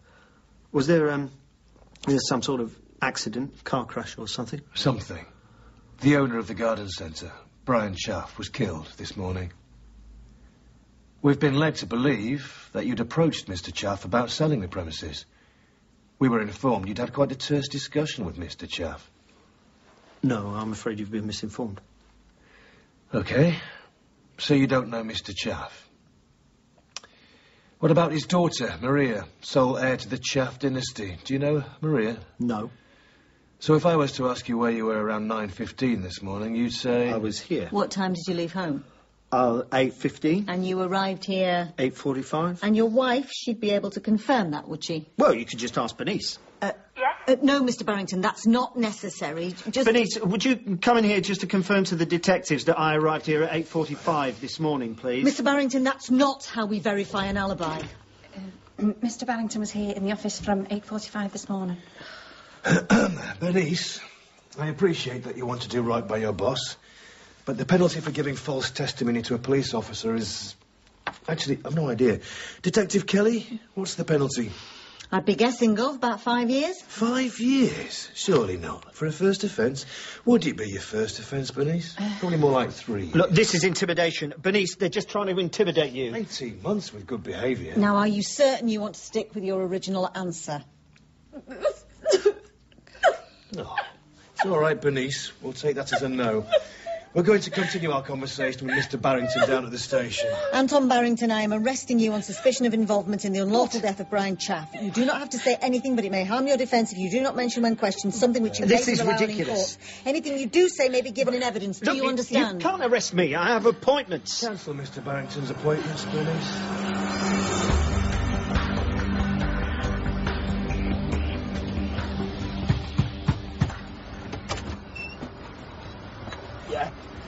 Mr. Lennon, Ted Lennon. The rumpled suit and matching demeanour says divorce vacuum cleaner salesman. Am I close? No, wait. No vacuum. Double glazing. No! Cavity wall insulation. Oh, I give up. What are you? Apart from desperate if you're hoping to flog us out. I'm pleased, sir. You the owner of a green soft-top Cadillac, registration ELV1S. That's right. Why? What's happened to it? You were caught by a speed trap on the A6 this morning. Wait, hang on, let's shut this. I'm a detective investigating an incident in the vicinity. How much? The fine, how much? I've no idea, I'm afraid I don't deal with that. And what? Points 2, is it? I'll bet. It's a bleeding cartel, this, isn't it, eh? Got it sewn up, haven't you? Road tax, fuel duty. Too fast you get a speeding fine. Too slow it's a parking fine. Yeah. Listen, mate. I sympathise. I really do. They're meant to be a deterrent and make the roads safer, but they do the opposite. Of course they do. It's not all to do with safety. Everything to do with making dough. It's scandalous, it really is. But it's the way of the world now, I'm afraid. Yeah? What was I... Oh, yeah. Could I come in and talk to you a minute? Yeah, of course you can. If you've got a warrant. What do you think I am? Daft? No chance, pal. Anyway, the wife's in there and she's to know now about this. Not to know now about what exactly? Who's he? Who are you? I'm D.I. Tanner. I was just speaking to your husband regarding an incident on the A6 this morning. You're on the A6? You were nowhere near the A6 this morning. A lime green Cadillac, registered to this address, was pictured by a speed camera this morning. What do you mean, A6 this morning? Hey, you told me you were off up your mum's. Drains packed up again, you said A6. You've been off up that casino again, haven't you? No, calm down. Oh, sod! Hey, how much did they face you for this time? It wasn't like that, honest. Well, what was it like, eh? Concern about what they thinks he's in Vegas, he does. Bought her all that American crap, included their customer service, endless cups of coffee whilst he blows their meter money on the bandits. I've had it up to here. Well, at least they made me feel welcome. Go to... Ow! Get up! Get off! Will you? Madam, I'm a police officer, and if you assault this man, I am duty bound to arrest you. Now, please, let go of his hair and put your fist down. Now, Mr. Lennon, did you see anything suspicious? Yes, he didn't! He was too busy primping his quiff in the minute! I knew it! I knew it the moment the Brill cream came out! Madam, please, go inside, now! I've had it! I'm done! I am done! You've killed me. Did you notice any cars leaving Babylon Garden Centre this morning? I noticed any. I nearly got taken out by one. A bleeding Toyota hatchback going like batshit out of there. Almost sent us into the central reservation. Swinging all over the place he was. Did you get the registration? What do I look like? Rain Man? Did you get the registration, he says? Colour? Distinguishing marks? Red. Old model Toyota Carina. P-Reg, if I was to guess. Here, then your sodden Brill cream with you! Ah! Oh, no. The time is now 16:27. This interview is being conducted by myself, DCI Stone, and DS Sue Kelly, with Anton Barrington in the presence of Mr. Barrington's legal counsel, Andrew Rogers. Mr. Barrington, Mr. Rogers has supplied us with the name of a lady he claims can vouch for your whereabouts this morning. Mr. Barrington and Mrs. Goffey have been engaged in an extramarital affair for some time. Anya Goffey is the wife of a business associate and friend of Mr. Barrington's, hence his reluctance to reveal his alibi sooner. DS Kelly has tried to reach Mrs. Goffey, but at present she's not answering her mobile. She was at Tromby's restaurant. She was meeting a friend there for lunch. Tromby's. Well, we've left a message for her to call us. If we don't reach her on it, we'll send someone to the house. Oh, don't do that. I don't think it unreasonable for my client to expect a soul of discretion in this matter.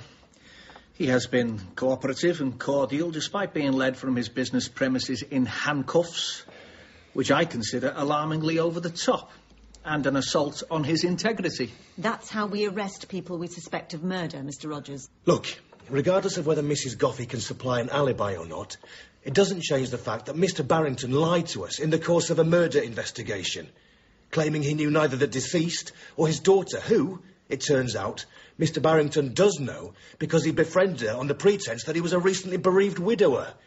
All this while sleeping with his friend's wife. So if you're concerned about protecting your client's integrity, then I regret to inform you that that train well and truly left the station long before we put the cuffs on. Mr. Barrington has prepared a statement, which he would like to read to you now. Anton? I was lonely. Things hadn't been going well with my wife. I'd gone for a walk, found myself outside a church one evening, and people were arriving. There was some sort of group. I didn't know what it was. I don't know why, but I went in. I just wanted to be around a group of people. OK, stop. Just stop. This is painful. Andrew, you're not seriously considering letting him use this in court, are you? It's making me cringe. You know this thing's taping, right? You're going to have them rolling in the aisles in the courtroom. Yeah, Tanner, I was in earlier viewing the captures from a speed camera on the A6. Oh, yeah, sure. I was wondering if you might have footage from one of the traffic cameras over the carriageway that I could take a look at. Sure, grab a seat. What's that on your shoes? Brill cream. Oh. I'm a businessman with powerful connections in this town. You can't haul me in here and speak to me like this. Anton, please. You're a property middleman with previous form for ruthlessly pursuing opportunities. Who's about to find a lot of people in his phone book aren't going to pick up when he calls. In your BlackBerry, there's an email with the subject line, Babylon Garden Centre. It's from a gentleman named David Gordon, who is Vice President of UK Operations for a global leading supermarket chain. What were you doing in my phone? You can't do that. I'm afraid you're wrong. We're yet to hear a judge condemn it. They want to maintain the powers for counter-terrorism. This isn't terrorism. Depends on your interpretation of the term. In the email, they indicate that they are interested in your A6 site, on the proviso that various obstacles and relics can be removed. Brian Chaff. He the relic? Is this supposed to be code? Isn't exactly subtle, is it? You reply saying that any molehills would be flattened and planning officials, that would be your friend Mr. Goffey, right, are wholly supportive of the march of progress. Progress? Is that what this is? I remember when progress meant the expansion of human endeavours, breakthroughs with vaccinations, discovery of penicillin, man on the moon. Now, what does all this mean? D.S. Kelly? It means that Mr. Barrington has just implicated one of the world's largest retail corporations and the deputy leader of the city council in a conspiracy to eliminate the landowner, Brian Chaff. That's what I thought. You saw Babylon Garden Centre in much the same way a wolf might a limping bunny rabbit. When the owner wasn't receptive to your advances, you instigated Plan B. Seek out his weakness. Maria Chaff. Now, how did you find Maria? What do you use for something like that? Private detective? Or did Mr. Chaff mention her? I imagine he was very proud of her. What was the plan there?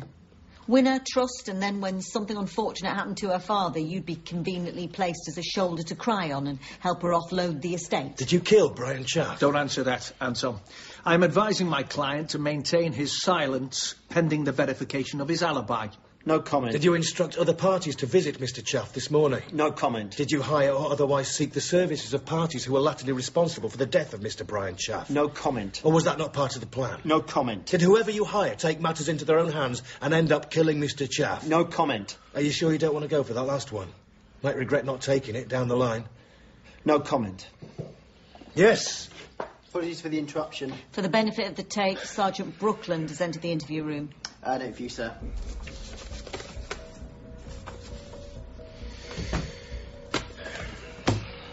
Okay, Anton. It's 16:53 and I am terminating the interview. That's all for now. You're free to go. Back to your cell. And relax. We'll let you know when we've made contact with Mrs. Goffey. Is the prime suspect in the Chaff case? He's a prominent businessman with powerful allies who can rain down a shitstorm on all of us. Oh, right. So now we don't arrest people with influence. That the line, is it? There is no evidence against him. You can't build a case against him on the basis of him being a scumbag. I told you to drop it, so drop it. Chief McCaffrey, they're going back into the meeting now, sir. I don't have time for this now.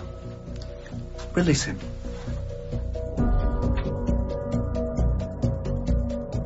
Barrington's in cell 5. I've told the front desk to expect one more for breakfast. Release him. What? Orders. Barrington's brief must have got hold of Sir Stephen at the 18th hole. I've got to call Anya Goffey back. Want to call it a night after this? You might be able to get back in time to read Alice a bedtime story. No. I want to catch the person who killed Brian Chaff. Pull out the statements from this morning, will you? Where's Tanner? OK, southbound at 9:08. So this here is your stream of traffic. Looking for a green Cadillac with the registration Elvis, ELV 1S. Yeah, there it is.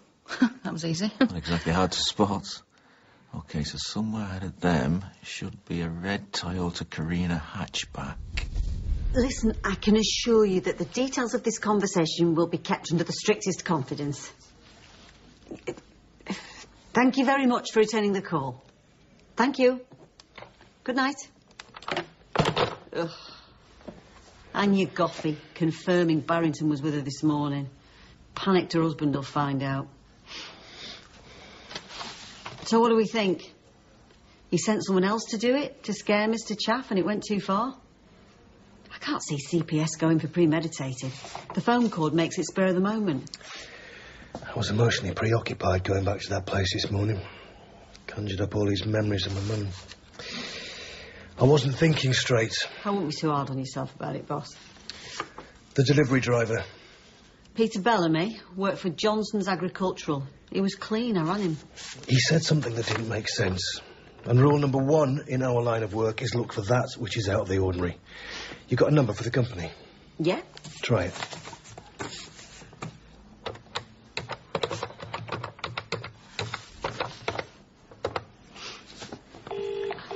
It might be too late for him now. He said it seemed like business had picked up a bit for Mr. Chaff. I only ever used to drop here once in a blue moon, but recently he'd been reordering regularly. Business hadn't picked up, it was worse than ever. So why did he think that? Because Brian Chaff was placing orders. For what? officers. Mr. Johnson, this is D.S. Kelly. We spoke earlier regarding your delivery to Babylon Garden Centre this morning. Yes. Would it be possible to go over the most recent orders placed by Mr. Chaff with you? Perfect. Thank you. 1 pallet AgriPro. It's all for the same thing. Something called Johnson's AgriPro. It'll be their brand name for it. For what? Fertiliser. What time do they keep you in here till? Red Toyota Carina. Here. That's it. I can't make out the registration. That big B&Q lorry's blocking the view. No, I'm not going to be able to make the reg from this. Cars are too close together. What's that on the side? It's some sort of logo. Wait, I know that. It's Pizza Chef. So what, we're looking for a farmer? A farmer wouldn't buy from Brian Chaff. You get a better deal from wholesalers. Babylon have no bulk buying power. They'd be paying top whack and their prices would be higher than the mega store down the road. So why would anyone buy from them? Anonymity. It's out of the way, forgotten. When someone tries to buy a large quantity of fertiliser at a modern computer-hooked-up store, the red flags go up. Why? Because it's a controlled substance. Why? Because people can manufacture explosives from it. Anyone trying to procure ammonium nitrate over a certain quantity and retailers are legally obliged to report them. But a ramshackle operation like Babylon Garden Centre, it's probably never occurred to him. Mike. Nicholas Draven. Delta, Romeo, Alpha, Victor, Echo, November. There are 3 possible pizza chefs within 10 miles of Babylon Garden Centre. 2 of them have drivers with red Toyota Carinas. 1 of them was called in sick tonight. That's it. Previous for assault and deception. Yeko, 174A, Belmont Road, 11CM. Thank you.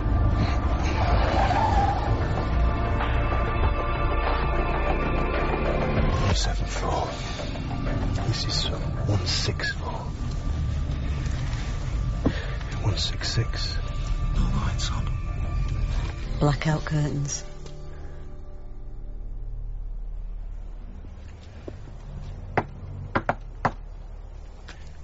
Here, cover the front. I'll take a look down the back alley.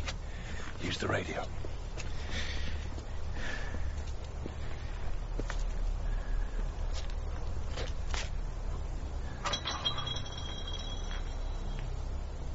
Is someone there?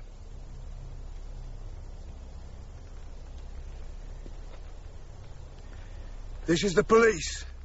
If there is someone there, reveal yourself.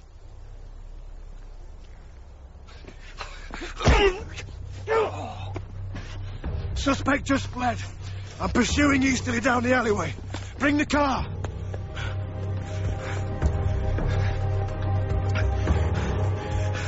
He's cutting across Hawthorne Avenue, into the Ginnell. Cut him off at the other end.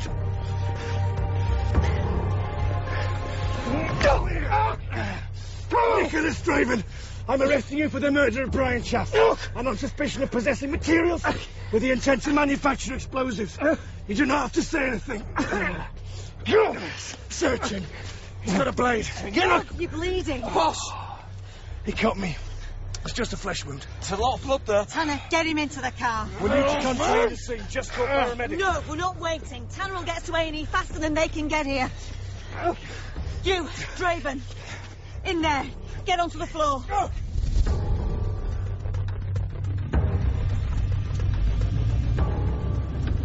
You all right down there, Nicholas? Not too squashed? Here, John. Keep this pressed on. There's a lot of blood here. Tanner, take the next right. Straight ahead will get us to the... Just do it. This is the wrong way. This just brings us back round again. I want to check something. Who are your friends, Nicholas? Black BMW that's following us. Take her right here. See if they follow.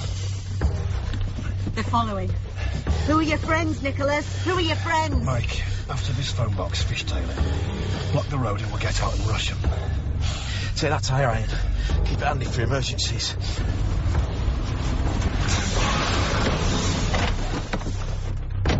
Police, get out of the vehicle and onto the floor!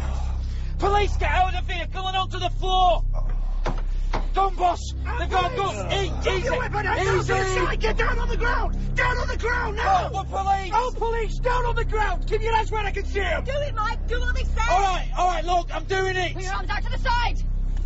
Jimmy, this one's out cold. He's bleeding profusely. Boss, let me up! It's me DCI, he's been stabbed! Will police get him up? He needs medical attention!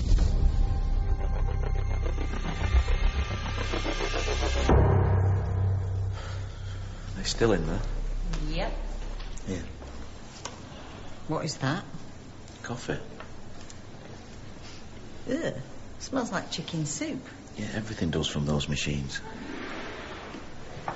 Chief, how is he? He's lost a lot of blood and he's a big cut to the abdomen, but the blade missed any organs. He's alive. For the time being.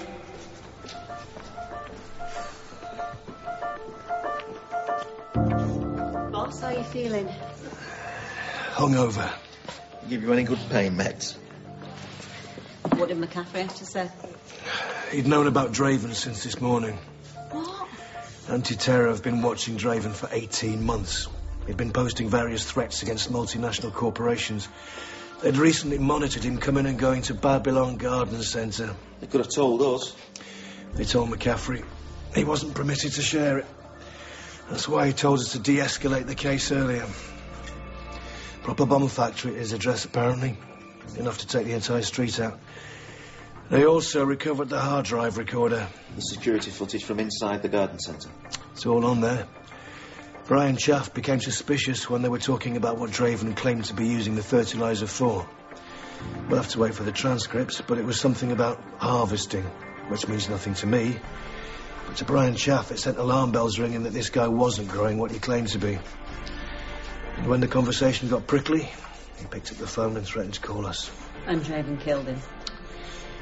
And Draven strangled him. You all right, boss? Yeah, I'm just hungry. You want to get something? I'd suggest Pizza Chef, but I gather the delivery team's short-staffed tonight. I'd rather starve. Come on, we can make last orders if we hustle.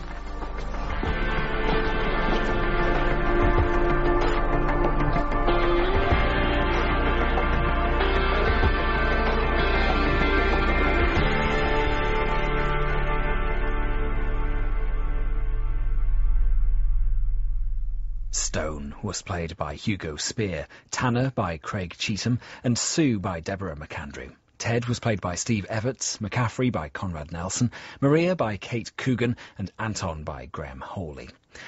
Progress was written by Alex Ganley and directed in Salford by Nadia Molinari. The Father Brown Stories by G.K. Chesterton.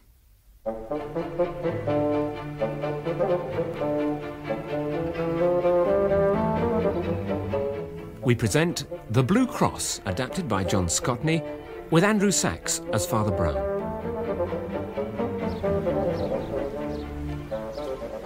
Harwich and Parkson Docks and Harbour Board Key number 5, no admittance except on authorised business. Well, that's us, sir. This can't be the one. There's no one about. No, there wouldn't be, not in this rain. No, I mean a big passenger ferry. There'd be customs, porters, people milling about. We are very late, Inspector. Thank you, Sergeant. How was I to know there were 2 flipping harbours at Harwich? Look, sir. What? There's someone. Where? There with the parcels. And the umbrella. Yeah, that is a Catholic priest, Sergeant, and therefore almost certainly a foreigner. Oh. Anyhow, he looks as lost as we are. Still, there's no harm in trying. Excusez, vous, monsieur, excusez-moi. Oh, no. May... Have you... Pardon, monsieur. Je ne... Well, that is, parliamo l'italiano. Oh, God, what's Italian? You speak English? English? Yes. Oh, yes. Yes, I am English. I thought you were French. Well, now, look, in that case... I'm sorry. Sir. We're in a hurry. Do you know where we can find the ferry boat from Holland? We've got to meet someone off it. Oh, well, yes, indeed. Now, you see that green funnel? Green funnel, yes. Over the shed there? Yes. Well, that's it. Ah, right. Oh, but I'm afraid you've missed your friend. What do you mean? You see, I think No, I'm certain I was the last one off. We docked an hour ago. An hour ago? This is very quick nowadays. Unlike the last time I came back from Rome this way, it was, it must have been 10 years ago. Queen Victoria's Diamond Jubilee in 1897. Yes, and the next thing you know, we'll all be going by flying machine. Right. Pardon? Now, look, we better get to the train station quick. Come on, Sergeant. Oh, thank you very Train much. station. I was going to go to the...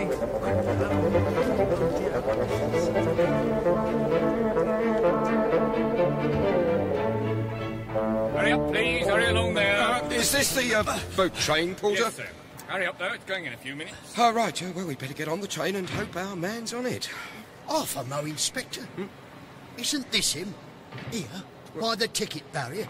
He fits the description. Boater, blazer, black beard. Yes, right, you are, yes. Excuse me, sir. Are you Monsieur Valentin? Monsieur Aristide Valentin? I am. Ah, I am Inspector Bagshaw of Scotland Yard. I've got my card here. Somewhere or other. This is Sergeant... what did I do with my card? Inspector Bagshaw, you are extremely late. Oh. Fortunately, I managed to be the first off the boat and have been checking the passager. He has not passed. Who exactly are you looking for, sir? Commissioner? Not Commissioner. Prefect of Police, or to my men, Chef. Chef, sir? In France, it does not mean cook, Sergeant. No, the man is called Flambeau. Flambeau? It means the torch. Well, I knew that, yes. His real name, they say, is Duroc. Maybe he has many names. He is a colossus of crime. Indeed, in the Paris underworld, he is all-powerful. I follow him from Paris to Gand to Brussels to Roland. Yeah. I am certain he is on the paquebot. Oh, definitely. All night, all morning, I search the passager. Nothing. But he is a master of disguise, this one. Any particular disguise, sir? Anything, Sergeant. Once he disguised himself as a postbox. Sir? Well, to be exact, he set up a false postbox and hid behind it to await a particular letter. Mostly, though, he is a priest. Priest, of course. It is said he once studied for the priesthood. The priest we saw with the umbrella and the Hang parasol. on, sir. That priest we saw. I just said that, Sergeant. No, sir. Look. Huh? Here he comes now. Through the entrance. Strike me. Grab him. Arrêtez-vous. Arrêtez. Two trains. Oh, don't speak French, eh? Don't you, Monsieur Flambeau? Pick up that parcel, Sergeant, and watch out. It looks like a gun to me. Be careful, please. I've got it. No, sir. No, it's a cross, sir. This man cannot be Flambeau. He is somewhat on the short side, and Flambeau is somewhat more than 2 meters, over 6'4". And he is a magnificent athlete, almost an acrobat. While this gentleman... Yes, I'm very sorry, Your Reverence. Oh, no, please, it's quite all right. What is this, Father? This cross? May I? Oh, yes, please do. Magnifique. Romanesque work. What, about 1160? Yes. The silver is worked so, and the stones. See, Sergeant, they must be sapphires. Uncut sapphires. Nicked, is it? Uncut. North French work? Oh, yes. Yes, you see, it was supposed to have belonged to the Blessed St. Thomas. Aquinas? No, Becket. English martyr, you know. Yes. And as I was coming back to work in London, I was asked to bring it from the papal treasury. It's for the exhibition in Canterbury. You may have seen the advertisement in the Catholic Times. Yes. Here, Father, you must take care of it. Thank you. It is valuable. Yes, thank you. These are, you say, precious stones. Oh, precious, yes, well, that would be the word, precious. Yes, now, my train, you must excuse me. Thank you. Goodbye. Au revoir. Thank you. Bon voyage, Father.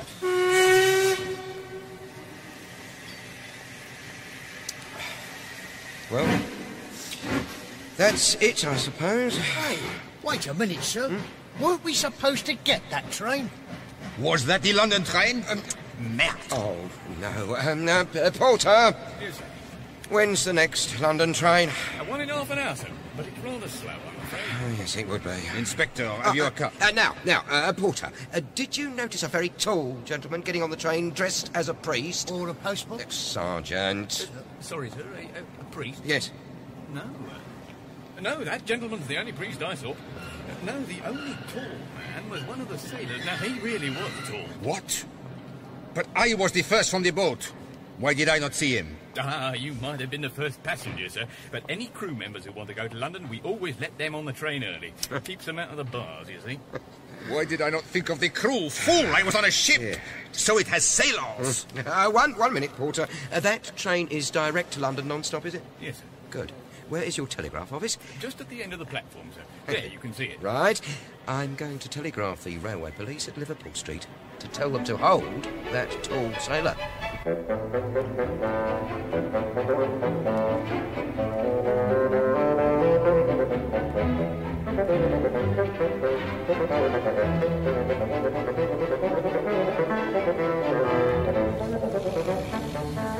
At last, Liverpool Street Station.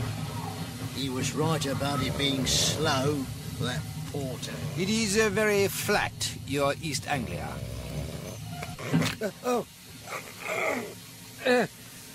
Well, we'll soon know if they got him.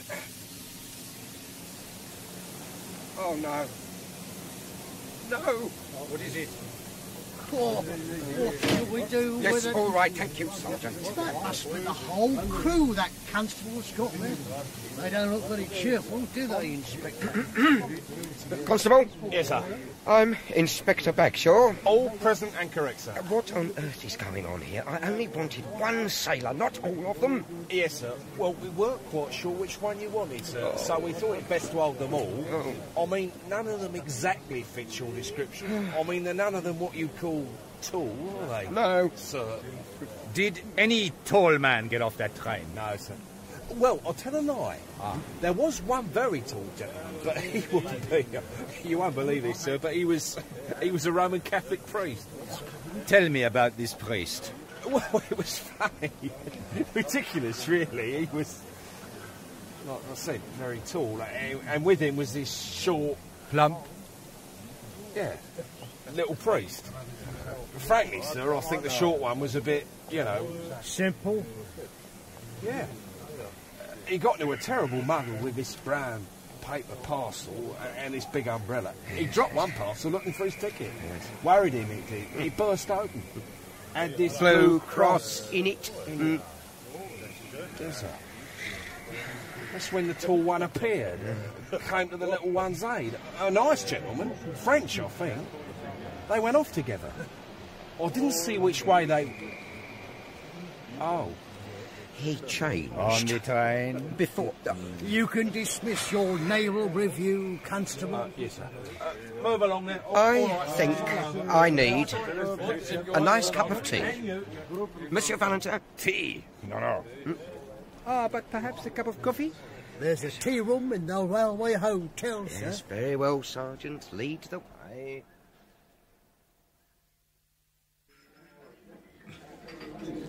One black coffee and one large pot of tea. Yes, thank you. Oh,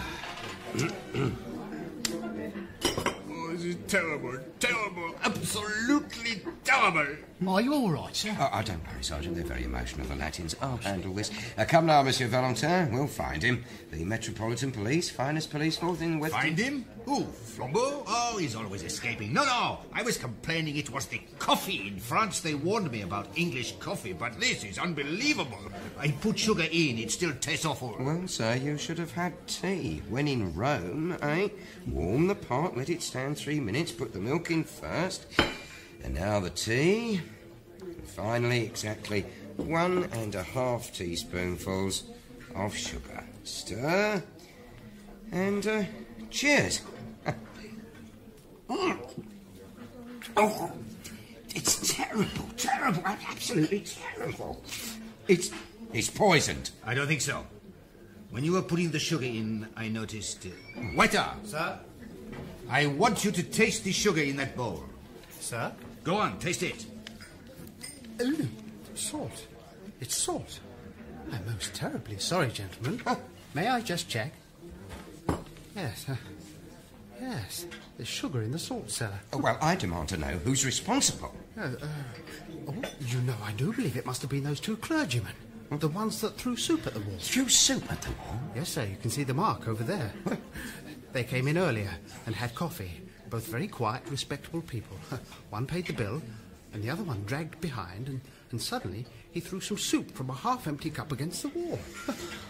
And the funny thing was, one was very tall, and the other was very short. And he carried a big umbrella and some brown paper parcels. Yes, sir, exactly. Do you know them? And it was the tall one who threw the soup. No, sir, the short one. Oh. I went after them. They were too far off, though.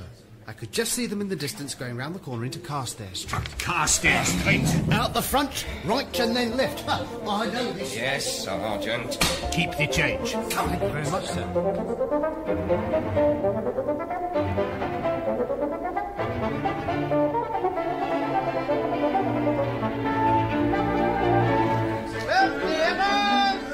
Get your pairs here! Here we are, Carstairs Street. But they must have left half an hour ago. Somewhere a man must begin. Look carefully. Who knows? Perhaps some oddity that might have caught the eye of the pursued might also catch the eye of the pursued. Speaking of oddities, sir, what? Look at this greengrocer's store. Lovely apples. See?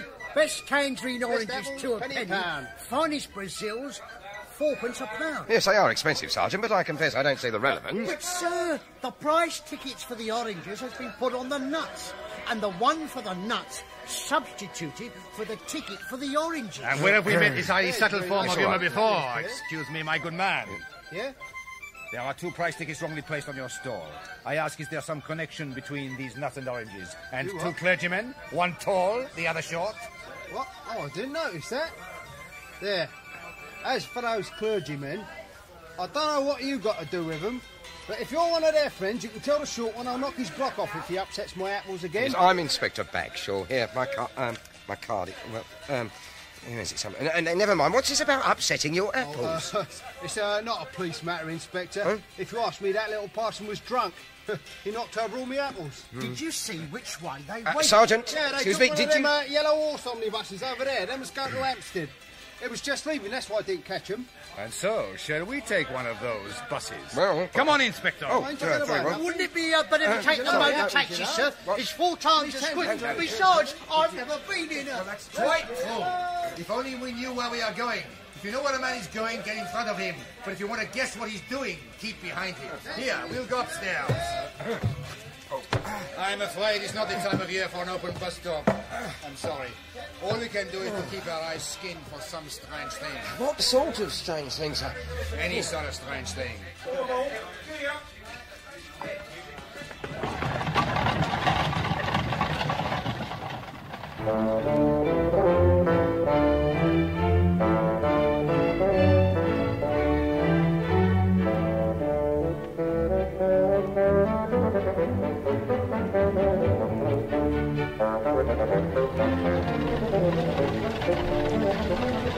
Wake up, Inspector. I'm sorry, I dozed off it. Oh, it's bitter, a little bit. Oh, one tonight. We will have, I think, very soon one of your famous London fogs. Yes. This journey seems to have lasted for hours. That last place, the draggled taverns, the dreary scrubs, it seemed it was the end of the universe. No, sir, Camden Town. Look, they're lighting the gas. 5 and 20 to 5. Oh, yes, yes. The nights really are drawing in now. What with the fog in the dark, we won't be able to see a thing soon. It's all right. Look! Look there!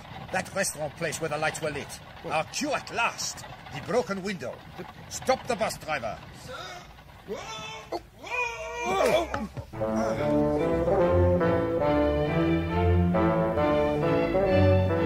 Si, signor, si. It was the padre. He broke my window. The short one. Si. He and his friends, they had tea here. After they're leaving, I find the big one pay 6-7 times too much. I call after the other priest, he come back, I pick up the bill to show him, and madre mia, I could have sworn I put 1 shilling and 6pence on the bill, but there was 11 shillings and 6pence. Now the small priest, he say, I am sorry to confuse your accounts, but the extra 10 shillings will pay for the window. What window, I say? The one I am going to break, he say, and he push his umbrella through the glass. He marched out to join his friends, and they go so quick up to Bullock Street. I went down, but it did not seem worthwhile to follow. And the other one, he was a priest, but he was a very big man. Thank you, Signor Gabrielli. Bullock Street. Bullock Street.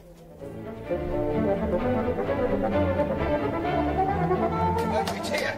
No, Bullock Street is here. Yes, Bullock Street, yes. Well, there we are. This is it. Bullock Street. dead as a dodo. Yes, well, what do we do now, huh? I am flummoxed. I think it's time for another of your brilliant intuitions, sir. I'm afraid, Inspector, I too am flummoxed. In that case, gentlemen, might I suggest that we try more routine police methods? Huh? We could make inquiries. How so? Well, we could ask in this shop here. Yes. Well, it's a good idea, Sergeant. Yes. Good thinking. Well, now, leave this to me. Oh. Can I help you, gentlemen? Yes, good evening, madam. We are police officers. Here is my... show the lady your warrant card, Sergeant. Here it is. Now, in pursuit of... If you've come about the parcel, I've sent it off already. Parcel? I mean the parcel the gentleman left. The clergyman. 2 clergymen? Yes, sir. These 2 clergymen, they came in about 20 minutes ago. Yes, and then what, yes? They bought some peppermints. Bought some... Anyway, a few minutes later, one of them came back. Have I left a parcel? Well, Yes. I looked everywhere, but I couldn't see one. So he says, never mind, but if it should turn up, please post it to this address. And he left me the address and a shilling for my trouble. Well, sure enough. I thought I'd looked everywhere, but I found he had left a brown paper parcel. So I posted it, somewhere in Canterbury. But as the thing seemed so important, I thought perhaps you police had come about it. So we have. Have you any idea which way they went, the clergymen? Oh, yes, sir. The one that came back. I should think he was up from the country, a bit slow, you know. Yes, a bit simple. Yes, he asked me the way to Amstead Heath. Straight up there, I said. But you want to be careful, what with the dark and this fog. And the rain. Yes, I must, he said. Got me to draw him a map, show him the best way across. Then he dashed off and forgot it. Oh, look, here it is. Oh, that's funny. I don't remember that cross on it. You see that little cross? Extraordinaire. That is funny. Yes, it is. Thank you. You have been most helpful. I'll take the map, if I may, madam. Thank you. Good night. Oh, it's a tall order, isn't it? Hampstead Heath on a night like this. Oh, look at the fog now. What a pea souper. Well, what do you think, sir? It's obvious Flambeau sees the sapphire cross when the priest drops it. What an opportunity. He is disguised as a priest. Quite naturally, he falls into conversation with his brother priest.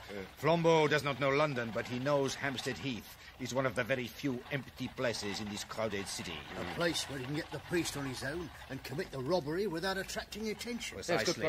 He lures the priest here. A man like Flambeau could lead that gullible, innocent little simpleton by the nose to the North Pole if he wanted to. Yes, that's all very well, but I still don't understand. The soup on the wallpaper, the apples, the broken window. And what about the cross on the map? The cross! We must make a way to the place marked at once.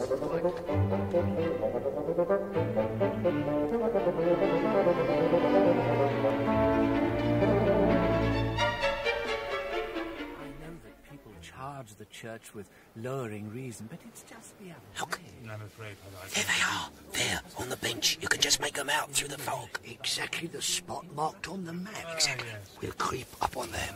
Yes. These modern infidels appeal to reason. But who can look at those millions of stars and not feel that there may well be wonderful universes above us where reason is utterly unreasonable? No. No, reason is always reasonable. And alone on earth, the Church makes reason really supreme. Alone on earth, the Church affirms that God himself is bound by reason. Yet who knows if in that infinite universe there's... No. Reason and justice grip the remotest and the loneliest star.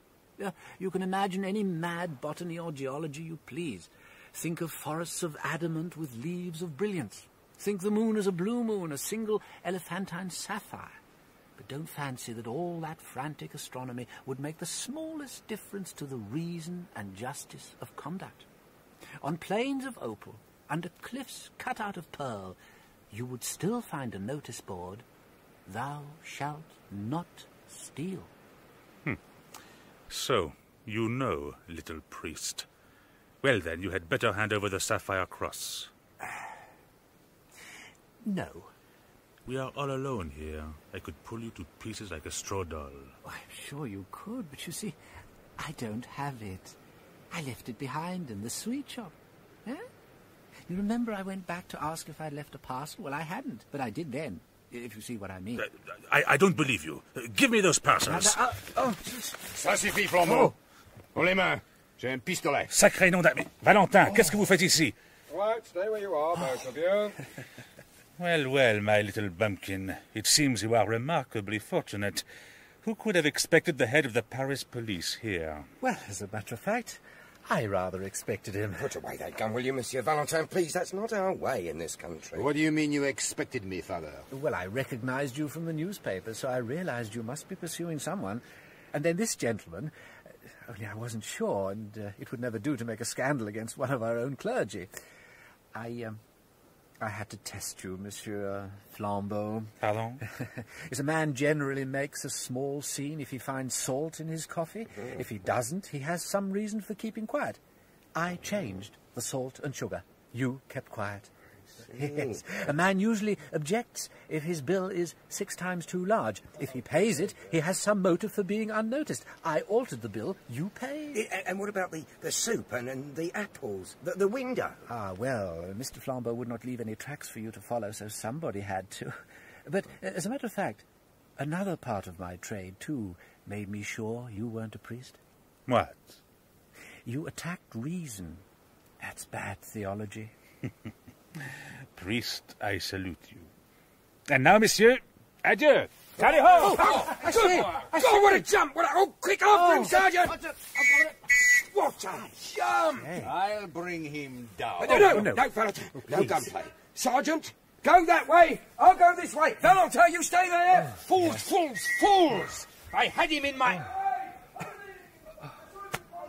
Still, after all, perhaps I could not wish to have shot the famous Flambeau. Oh. Tell me, priest, what made you suspect him? Oh, well... well, there was a little bulge up the sleeve of his cassock. Ah, I thought the spiked bracelet. Oh, dear. Oh, la, la, la, la, la. How in Tartarus did you ever hear of this spiked bracelet? Oh, one's little flock, you know. Well, when I was a curate in Hartlepool, there were 3 of them with spiked bracelets. You know, a man who spends half his time hearing confession is unlikely to be unaware of human evil. Yes, perhaps it's you, police, who are the more innocent. Your duty is to arraign men in the public court before a judge. Mine is to absolve them in the sealed secrecy of the confessional before the highest judge of all. And naturally, they conceal their evil deeds from you. To me, they tell them. Ah, here's the inspector. Oh, are you hurt? Are you hurt, Inspector? Twisted my ankle. Oh, just sit down. Yes, please, here. Sit down. Oh, that's better. Oh, this fog. We'll never get him now. Sir, I'll have to make a report on this. I'll need your name. Just give me. Well, yes, of course. No, but it's Brown. Where's my name? J. Brown. It's Father Brown. Of course, I suppose that's... Damn it. I say... What? Have you... I seem to have... Look, my umbrella. Well, I can't find my notebook. Can I borrow your notebook? In The Blue Cross by G.K. Chesterton, the part of Father Brown was played by Andrew Sachs. Flambeau, Olivier Pierre. Bagshaw, Bill Wallace. Sergeant, Alan Thompson. Lady Shopkeeper, Ellen McIntosh. Restaurateur, Trader Faulkner. Valentin, John Abineri. Constable, Trevor Nichols. Porter, Graham Blocky. Waiter, Robin Summers. The Blue Cross was adapted by John Scotney and directed in Bristol by Alec Reed. Of the sensitive, a young man blessed, or perhaps cursed, with extraordinary psychic powers.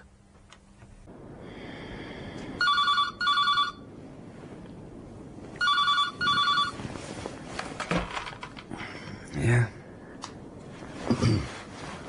Hello?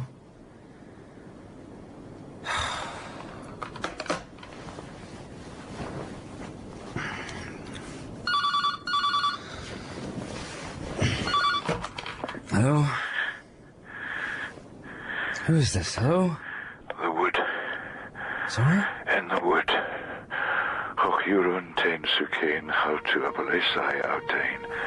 Kai hoch apalesas tain sucain, how to anakin emu, uresai outain. Who is this? The boy you're looking for.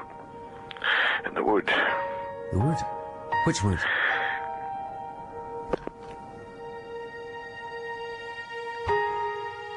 The Sensitive. The Hanged Man by Alistair Jessamine. And Jesus said, "Truly I say to you, unless you turn and become like children, you will never enter the kingdom of heaven." In many ways, the Reverend Rory Suter was like a child. He was enthusiastic about everything, whether it was music or sport, or indeed the religious life. He never lost that childlike innocence, and this was why he could relate so easily to children. Many of you here today, I know, benefited from Rory's guidance when you were young. He instilled in many of you the same childlike faith that was his anchor. Ho Euron ten suchen, how to apolesai auten, kai ho apolesas ten pesuchen, how to henekenemu, huresai auten.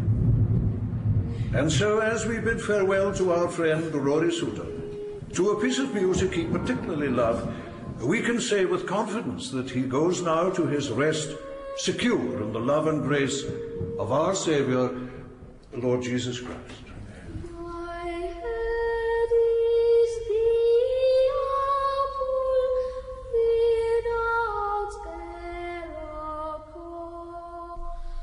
In the morning, we cremated my Uncle Rory. In the afternoon, in torrential rain, I searched for the body of a 14-year-old boy in a wood not far from his home. You're under the umbrella, Mr. Suter. You're getting soaked there. I wonder how much he's suffered. Oh, we don't know he's here, sir. He's here. Can one of the officers drive you to the ferry and we'll let you know if we find anything? I'll wait, thanks. I think we should get into the car, sir. It's getting heavier. Let's get into the car. Sir. Sir, over here. I'd lived with him for 4 months. Slept with his watch on my wrist and his baseball cap under my pillow. He visited me as I slept. And finally the boy's confused whispers and that strange late-night phone call had led me to the wood. After I got off the ferry that night, I went for a drink before going home. A valedictory drink to the boy who'd been my companion for 4 months. And a farewell toast to my Uncle Rory. Same again, Joe. Lousy night? Lousy day altogether. Aye. That's on the house, by the way. No. On the house. If you can tell me what I'm holding in my right hand here. Oh, Joe. Go on, Thomas. No, really, I'm not in the mood. How much is that? No, on the house. So, what have I got in my hand? Look, Joe, really. No, come on. I'm not. Come on. I don't know. Button. It's a button off your daughter's blazer. That's amazing. That's truly amazing, by the way. Cheers. No, that's absolutely amazing. Hey, Craig. Andy. Hey, come here. Joe, don't. There's another couple of doubles in it for you. Hey, Craig. You got some wee object, something you can hide in your hand. I staggered home, down the beach in the rain. Not for the first time, my gift seemed more like a curse. Granted, I could perform party tricks for sugar lumps. I could offer a valuable public service by uncovering corpses. But I wasn't able to do the really useful stuff, like bring the dead back to life. Evening. Oh, you're soaking, Thomas. Oh, did you not take your umbrella? No. Oh, look at you. You're awful late. How did it go? I found them. Oh. Away and have a shower, and I'll stick your dinner in the oven. Oh, I'm not hungry. Shall I run you a bath? Stop fussing, Mum. I just want to sit down a minute. Oh, but you're sopping wet, dear. A hot bath on an early night. It's been an awfully long day for you, what with the funeral and everything. I should be on the telly. Thomas Suter, the TV psychic, making loads of dosh. Instead of... Have you been drinking? One or two on the way home. Oh, you've no head for alcohol, Thomas, you know that. And, well, you shouldn't really be drinking at all, dear, on top of... Your Prozac. I could go on stage, fueled with whiskey and Prozac. Amaze the general public. Relay messages from the other side for considerable sums. Now, let's get these boots off. What are you doing? Bite your foot. I feel a bit dizzy. What's that? What's what? That vase thing on the mantelpiece. That's your Uncle Rory. What, his ashes? Yes. A man from the lawyer's office brought it. Uncle Rory. He looks very different in an urn. I'm going to have to stuff these with paper. Do you fancy coming with me tomorrow to clear his house? Yeah. It's going to be quite a job. Oh, there's a wee package for you. Now, it came with the here. A scarf? Why did Rory send you that? He once asked me to read this. Years and years ago. Read it? Do my stuff on it. Read it. Oh, why? And why is he sending it to you now? For me, Thomas. Put your drink down. That's it. Now, I'm just going to put it round your neck here. There we go. So, what can you feel? I can't feel anything. I'll give it time. I want you to relax and just... I'm cold. I'm cold. It's horrible. I'm choking. It's all right. Reading? Reading? Stay away, get away from me!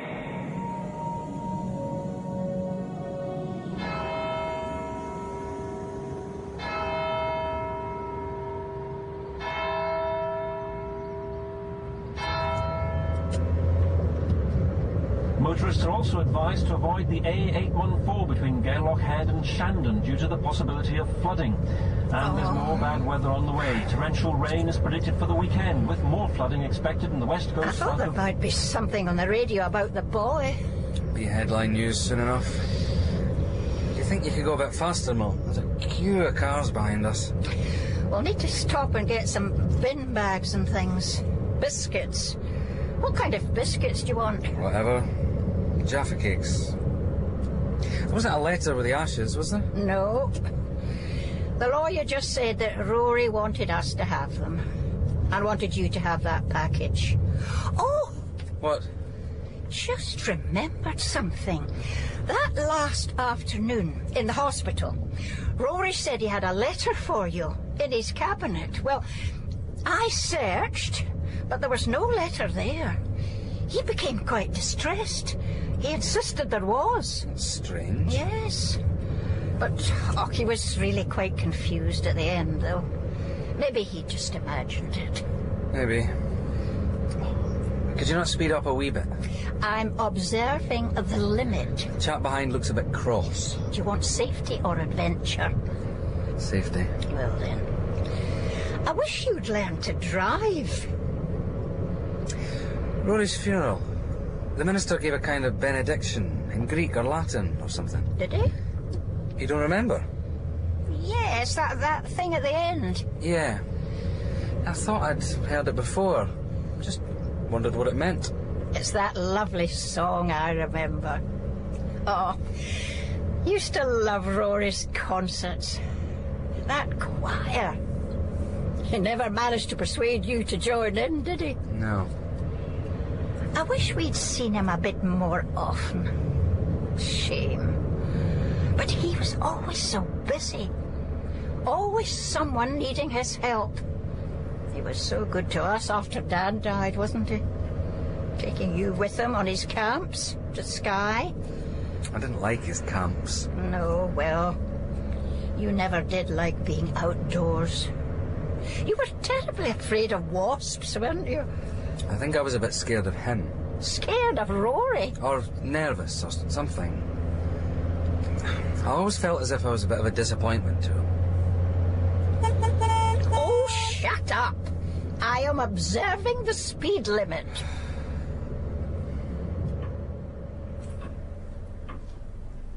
Thomas! Thomas! Oh, put those photos down a minute. Do you think we could take these to a charity shop? No, bin them. Oh, somebody might like them. Who would want Rory's old cardigans? They've got holes in them. I could darn them. Bin them. His bedroom's such a mess. I don't know where to start. I wonder about that piano. It's so much nicer than our one. It is, huh? Oh, come and help me in the bedroom, dear. We can start in this room tomorrow. I can't come tomorrow. Oh. If you want me at the crime scene tomorrow. Oh. Mum, you don't suppose that Rory was... What? Gay?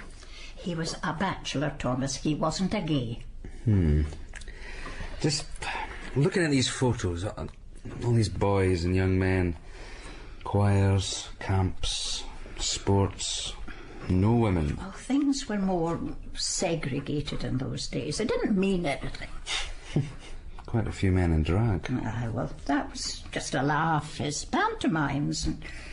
Lots of pictures of this boy. Do you recognise him? No. Good-looking boy. I vaguely remember him. Mark somebody. Ah, here, look. Self and Mark, Sky, 1972. Here he is again. Oh, come on, Thomas. We need to be getting on. Didn't something happen at one of those camps after I stopped going? That was years ago. What happened, though? I don't really know, dear. We didn't see much of Rory at that time. From what I can gather, there was some incident and the police were called out. Something involving one of the boys. What? Oh, I don't know. But there were no more camps after that. Must have been serious. Oh, let's get on, dear. Here he is again. Mark Bukowski, Sky, 1974. Such a handsome clock. Be ashamed to see it auctioned off. Thomas? Thomas, are you all right? He seemed as real to me at that moment as my mother did. A figure, a man, hovering above us, his arms crossed and his eyes closed, hanging upside down in empty space.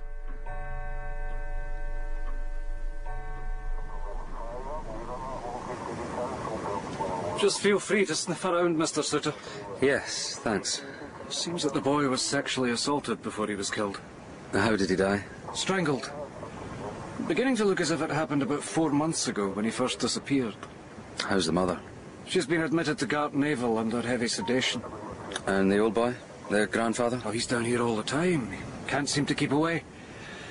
I think he just wants somebody to talk to be honest. You don't mind staying that side of the No, talk of the devil. How's it going, Sergeant? Slowly, sir. These things take time. Slowly. You mind if I speak to him? No, please do. Mr. Lawson. Afternoon, Inspector. How are things proceeding? I'm Mr. Suter, if you remember. Oh, yes, sorry. Should we have a stroll, do you think? Get out of their way. Aye. I know I should thank you for finding John. I'm very sorry, Mr. Lawson. This was one of our favourite spots. I built him a swing just here. Oh, years ago now. He was a marvellous boy. A bit wild, but, well, a good boy, you know. We got on like a house on fire. Yeah, I mean, I was his father, for all intents and purposes, ever since Charlotte and David broke up. David just didn't want to know, and I was... How is your daughter? Oh, Charlotte is not very good. So this morning she can barely speak. How did you find him, if you don't mind me asking? It's difficult to explain, Mr. Lawson. But it's a relief to know, in a way. 4 months is a long time, thinking the worst. Now, of course... I meant to ask you, the last time you were up at the house, are you related to Rory, the Reverend Sitter? I'm his nephew. I wondered. You look very similar. How did you know Rory? Oh, we go way back. Rory was a very good friend. I missed the funeral, unfortunately, at Charlotte and everything. It was that same day, wasn't it? That you found John. 2 days. Just 2 days ago. Rory loved these woods too. We had many a lovely walk here, the three of us. Your uncle was quite a character. Aye. Glad he died before he knew what happened to John. He was fond of John? Oh, yes. John called him Uncle Rory. I'm full of hatred, Mr. Sitter. The man who did this. It's really quite extreme. Rory would have said that we must find compassion for the man who did this. Somehow. I can't find it. I don't want to find it. Would you mind taking my arm? It's a wee bit slippy here. I think I'd like to go back now. As I took the old man's arm, I saw him again. The figure, hovering in empty space, hanging upside down. And simultaneously, I knew that it had been my Uncle Rory who'd made that strange late-night phone call. There are so many keys on this ring. I don't know why you kept this door locked. This was the study, wasn't it? Valuable books in here, I suppose. The snuggery, he called it. That's right, the snuggery. Snug as a tomb, I seem to remember. Ah, that's it. Oh, it's freezing in here. Oh, let's turn that fire on. Do you want to make a start, Thomas? And I'll go and get us some tea. I sat in Rory's armchair. I looked out onto the garden and listened to the sounds of the little burn that ran past the house. My uncle had known the dead boy, John Lawson, and he'd known that he'd been buried in the wood. I took the scarf that Uncle Rory had sent me from my pocket and put it around my neck. I put on the dead boy's watch, listened to its gentle ticking, tried to get a sense of my Uncle Rory looking out from his armchair, and began to see a face looking back at me. The face of the handsome boy in the photographs, Mark. His face was merging now with the face of the boy in the wood, with John Lawson's face. And now the face was changing yet again, to the face of another boy, into my face.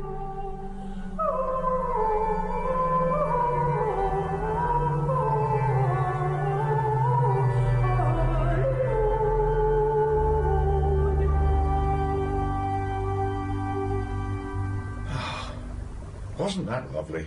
Beautiful. Your mum says you've got a lovely voice. I don't want to be in the choir. You're wise to me, Thomas, aren't you? Is it because you don't like singing hymns? No. It's more... singing in public. Aye. Don't let your Uncle Rory bully you. And you want another Coke? Yeah, thanks.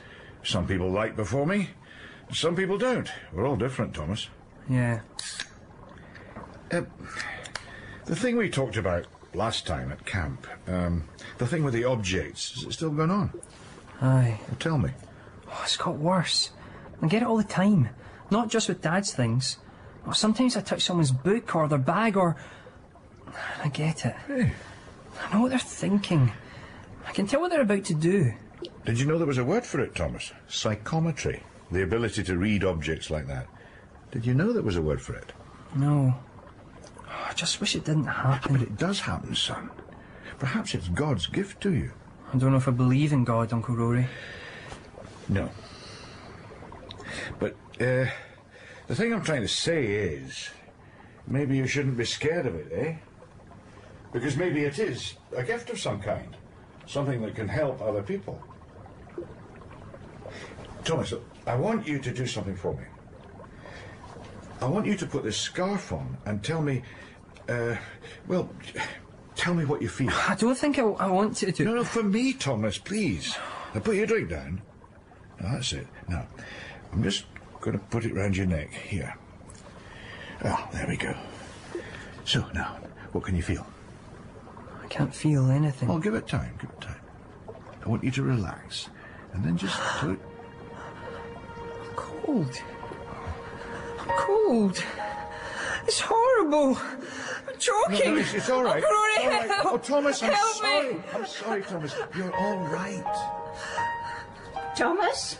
Oh, Thomas, I wish you wouldn't keep drifting off like that. Gives me the collywobbles. Oh, you're as white as a sheet. Oh, hope you're not getting the cold. Now, here's your tea. Thanks, Mum. I found another album upstairs, an older one.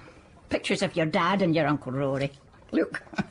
Oh, picture of me here. That must have been the early 60s. I remember that dress. I loved that dress. Oh, you look washed out. I'm all right. Who are these people? The faces seem familiar. Well, that's your Uncle Rory. Oh, now, let's have a look at the back. Murdo Self David, 1965. The Hanged Men.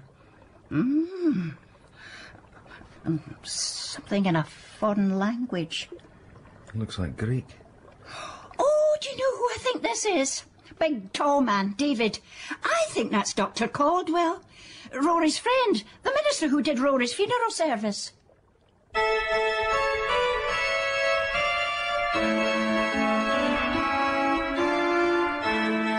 Marvellous sound, don't you think? Mr. Robertson's a very accomplished player.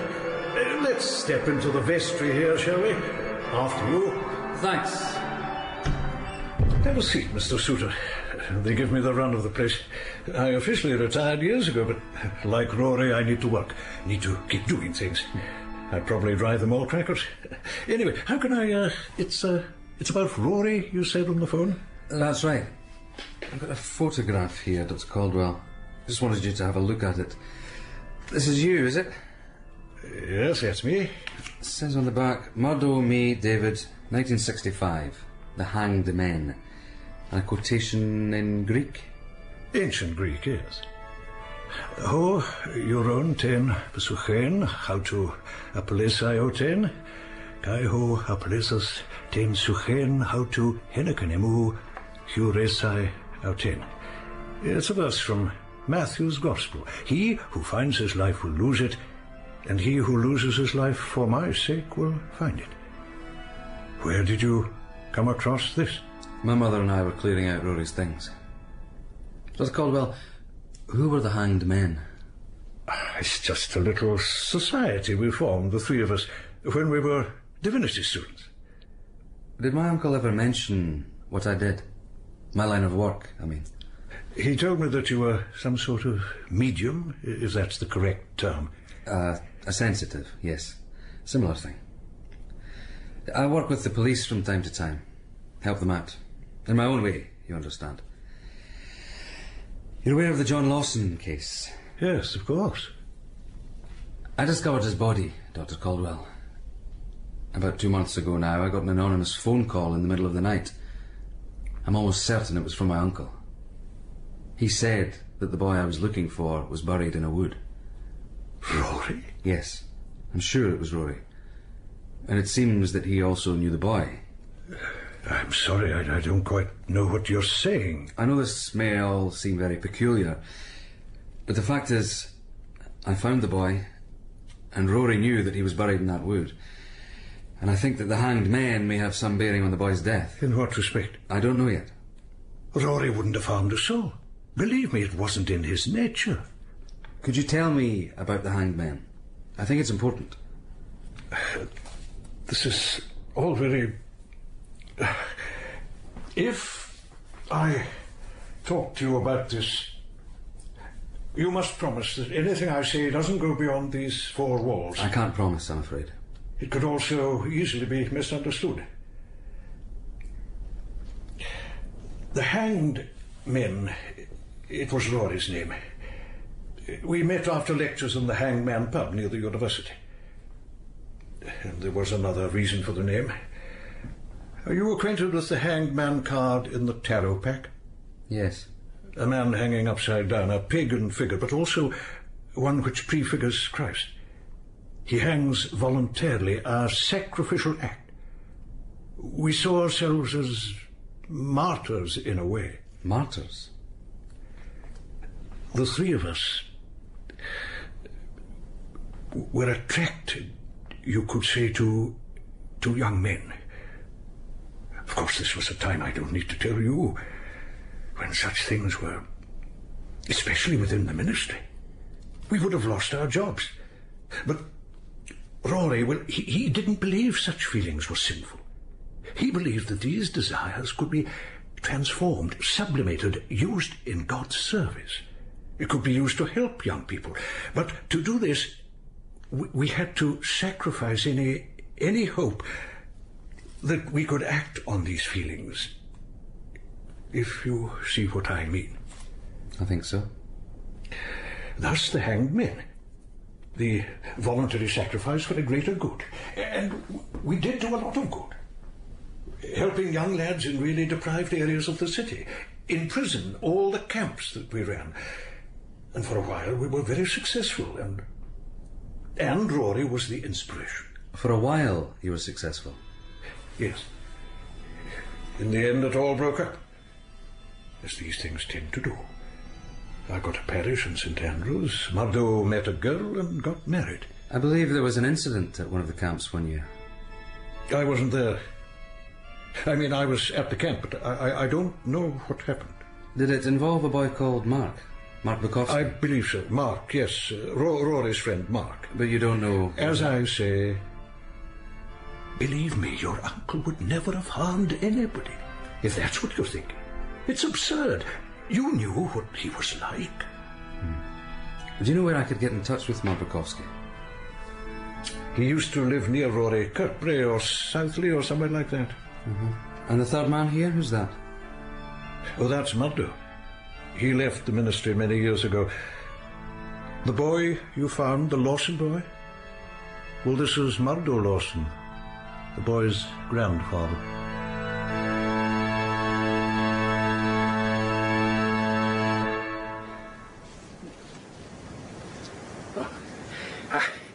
I need to sit down. Of course. Out of puff. You know, I used to think Rory was right about everything. He was so passionate, you know. If I'd listened to Rory, I'd have never got married. He was very persuasive. But I changed. Rory didn't. It took a while for me to escape from Rory's shadow. You were telling me about the boy, Mark Bukowski. Do you know how I could get in touch with him? Dr. Caldwell said he lived near Rory. He used to. He emigrated, Canada or Australia, I think. Oh, years ago now. Very like John in so many ways. A rough diamond. Mark. He was the love of Rory's life. There was an incident at one of the camps involving Mark. Oh, dear. Could you tell me what happened? Yes. Oh, it was a shocking thing. Put paid to so much of our work. You see, one afternoon I heard this commotion in the tent next to mine, and I found Rory and Mark there. The boy was really upset. He said that Rory had made advances to him, and when he tried to shout for help, Rory had tried to strangle him with his scarf. This was the boy's story. Rory said he'd just been playing, that the boy was making it up, and Mark insisted we call the police. Nothing came of it in the end, but Yeah, I always assumed that Mark had got it wrong. Basically, I believed Rory, but... As Charlotte, I stay alive for her. If she didn't need me, I don't know what I'd do. Rory knew. Rory knew John was buried here. Yes. You try to push these things to the back of your mind, these suspicions. What suspicions? Seeing Rory with John. Remembering that incident with Mark. Your uncle was a tortured man. There was a lot of violence in him. I refused to see it at first. Surely to God, no. No, he couldn't have done this. When you say there was a lot of violence... No, leave it now. Just leave it now.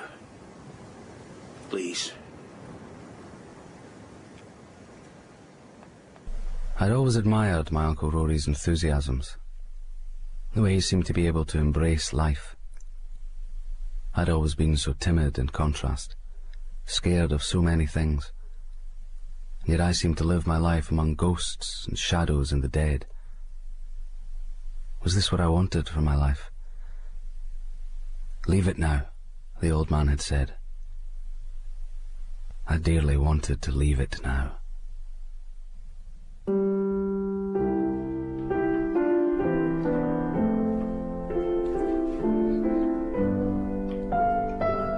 Oh, that's nice. Let's take the piano, shall we? Aye. Don't know how we'll get it over to our place, though. Oh, come on, dear. We've not finished the snuggery. I felt on edge. I got up from the piano and wandered round the room, touching vases, ornaments, furniture, letting my hands linger over photo albums, box files, waiting for something to happen. Tain Sukain Hauto, Apalesai Hautain. Kai Hoch Apalesas Tain Sukain Hautu, Anakin Emu. It's horrible. Joking. Uncle Rory, help. Help me. What are you doing? Stay away, get away from me!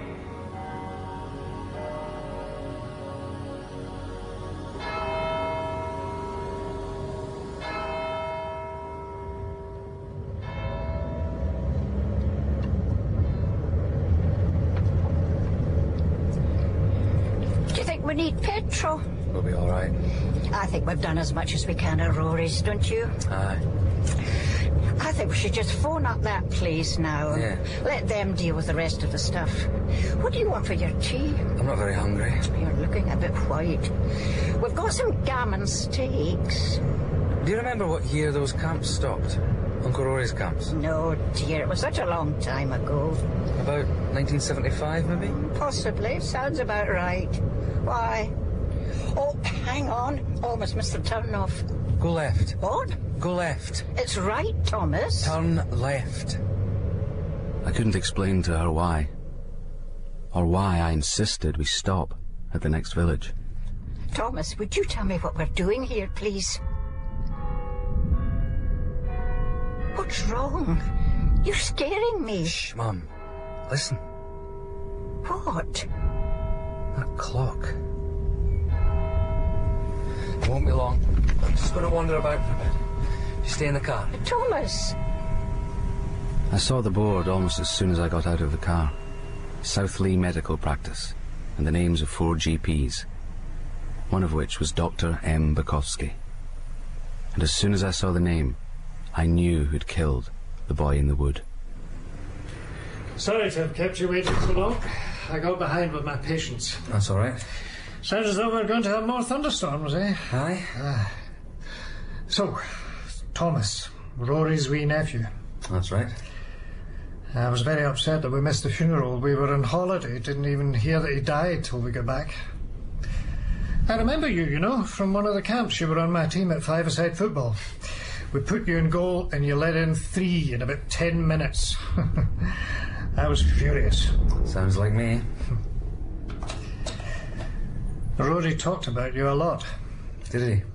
Yeah, he thought you were a very remarkable person. It's Rory I wanted to talk to you about, actually. Uh-huh. The fact is, I had a very disturbing conversation with someone recently.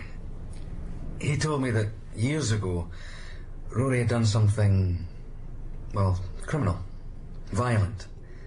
I wanted to check it out with you. What's he meant to have done? There was an incident at one of the Sky camps, the very last camp, involving yourself. This person told me that Rory had assaulted you and tried to kill you. Who told you this? I'd rather not say. Do you honestly believe that your uncle could have done something like that? I just need to get clear what happened, Dr. Bukowski. There are a lot of rumours about what happened at that camp. So was this person just repeating rumours, or what was he doing? He wanted me to believe that Rory had assaulted you. Why? Rory didn't assault me. Somebody assaulted me, but it wasn't Rory. Could I ask who it was? But does it matter? I'd like to know what happened. This is all old stuff. I mean... Okay. It still haunts me, that camp, I tell you. It was one of the other leaders who did it. The man's name was Murdo Lawson. I was talking to him in my tent one afternoon, and he suddenly tried it on with me. I fought him off, and then he tried to strangle me with my scarf. Did Rory see any of this? No, he didn't see it happen. He got there just in time, though, believe me. And Murdo Lawson, how did he explain it all? Said he was just playing. Rory didn't know who to believe, neither did the police. But I think in the end Rory realised what had really happened.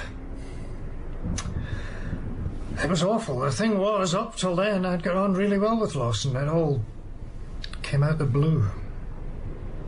Anyway, that's what happened. The same person who gave me this story about Rory also told me that you'd emigrated. Emigrated? Huh. You've never left the country? No. Well, fortnight's holiday, that kind of thing. Why did he tell you that I'd emigrated? I don't think he wanted me to find you. He suggested I meet him in the west end of the city, in the car park of the Hanged Man pub in Gilmore Hill. And we talked in his car, in a torrential downpour. So, what happens now? You drive us to the station, I suppose. Turn yourself in. It's a relief, in a way. What would Rory say to me now, eh? He wouldn't reproach me. He would pity me. Did he know, or just suspect? Suspected. He asked me one afternoon, not long after it happened, "Have you anything to tell me, Murdo?" "What do you mean?" I said. End of conversation.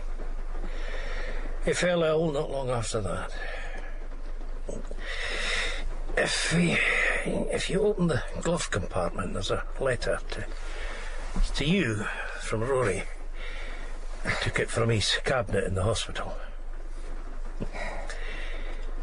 You know, I believe it was consummated, Rory and Mark, in the end.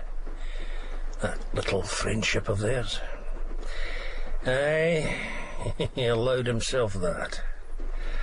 Of course, being Rory, it was sure to have been all above board, ethically speaking. We should go, Mr. Lawson. Could you give me an hour or two? Just need to say my goodbyes, to Charlotte and whatnot. I promise you I won't disappear or do anything stupid. I'm too much of a coward. A couple of hours, please.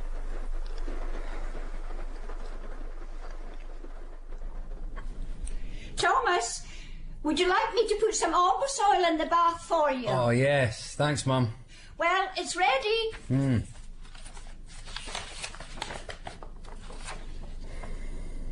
Dear Thomas, I'm writing this on one of my rare lucid days. I think I may have tried to phone you a while ago, but I honestly can't remember now. So forgive me if I'm repeating myself. Thomas, I need to confide in someone. I'm writing to you partly because you're involved in the case, and partly because these are only suspicions. Strong suspicions, nevertheless. I'm talking, of course, about the John Lawson affair. There's no easy way of saying this. I suspect John's grandfather of killing the boy and burying him somewhere in the woods near Blaine Hill. I visited Murdo a couple of days after John disappeared, and I had this dreadful sense. No evidence. Nothing but this intuition. An intuition that you will surely understand. And it's something that's grown as the weeks have gone by. Do you remember that day, years ago, when I put the scarf around your neck? That's when I first began to realize the violence that was in Murdo. You confirmed it that day for me.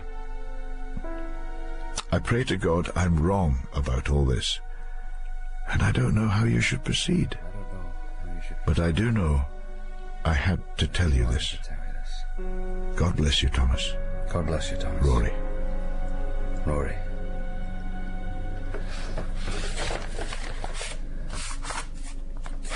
Oi, you. Your bath's getting cold. Okay. Oh, you know you suggested we scatter Uncle Rory's ashes? Aye. I think it's a good idea. I might phone Mark Bukowski. Suggest he come with us. Hang on. Mr. Suter. Speaking? Inspector Crawford. Just to say, Murdo Lawson. We got to the house about an hour after your call. We found him in the woods, sir. I'm afraid he's hanged himself. Grief. I hadn't allowed myself to experience grief for my Uncle Rory. But now, as we stood on the deck of the Skye ferry, my mother, myself, Mark and his family, it began to wash over me in waves. And the grief wasn't just for my uncle. It was for my father, and for the dead boy who'd been my companion, and for an old man who'd served his time in hell, and for so much more. Goodbye, Rory. Bye, Uncle Rory. Thank you. We each threw a handful of dust. Thousands of tiny particles. Particles that had been hair and bone and flesh. The wind spun them into the air. And we watched as my Uncle Rory danced amongst the laughing gulls.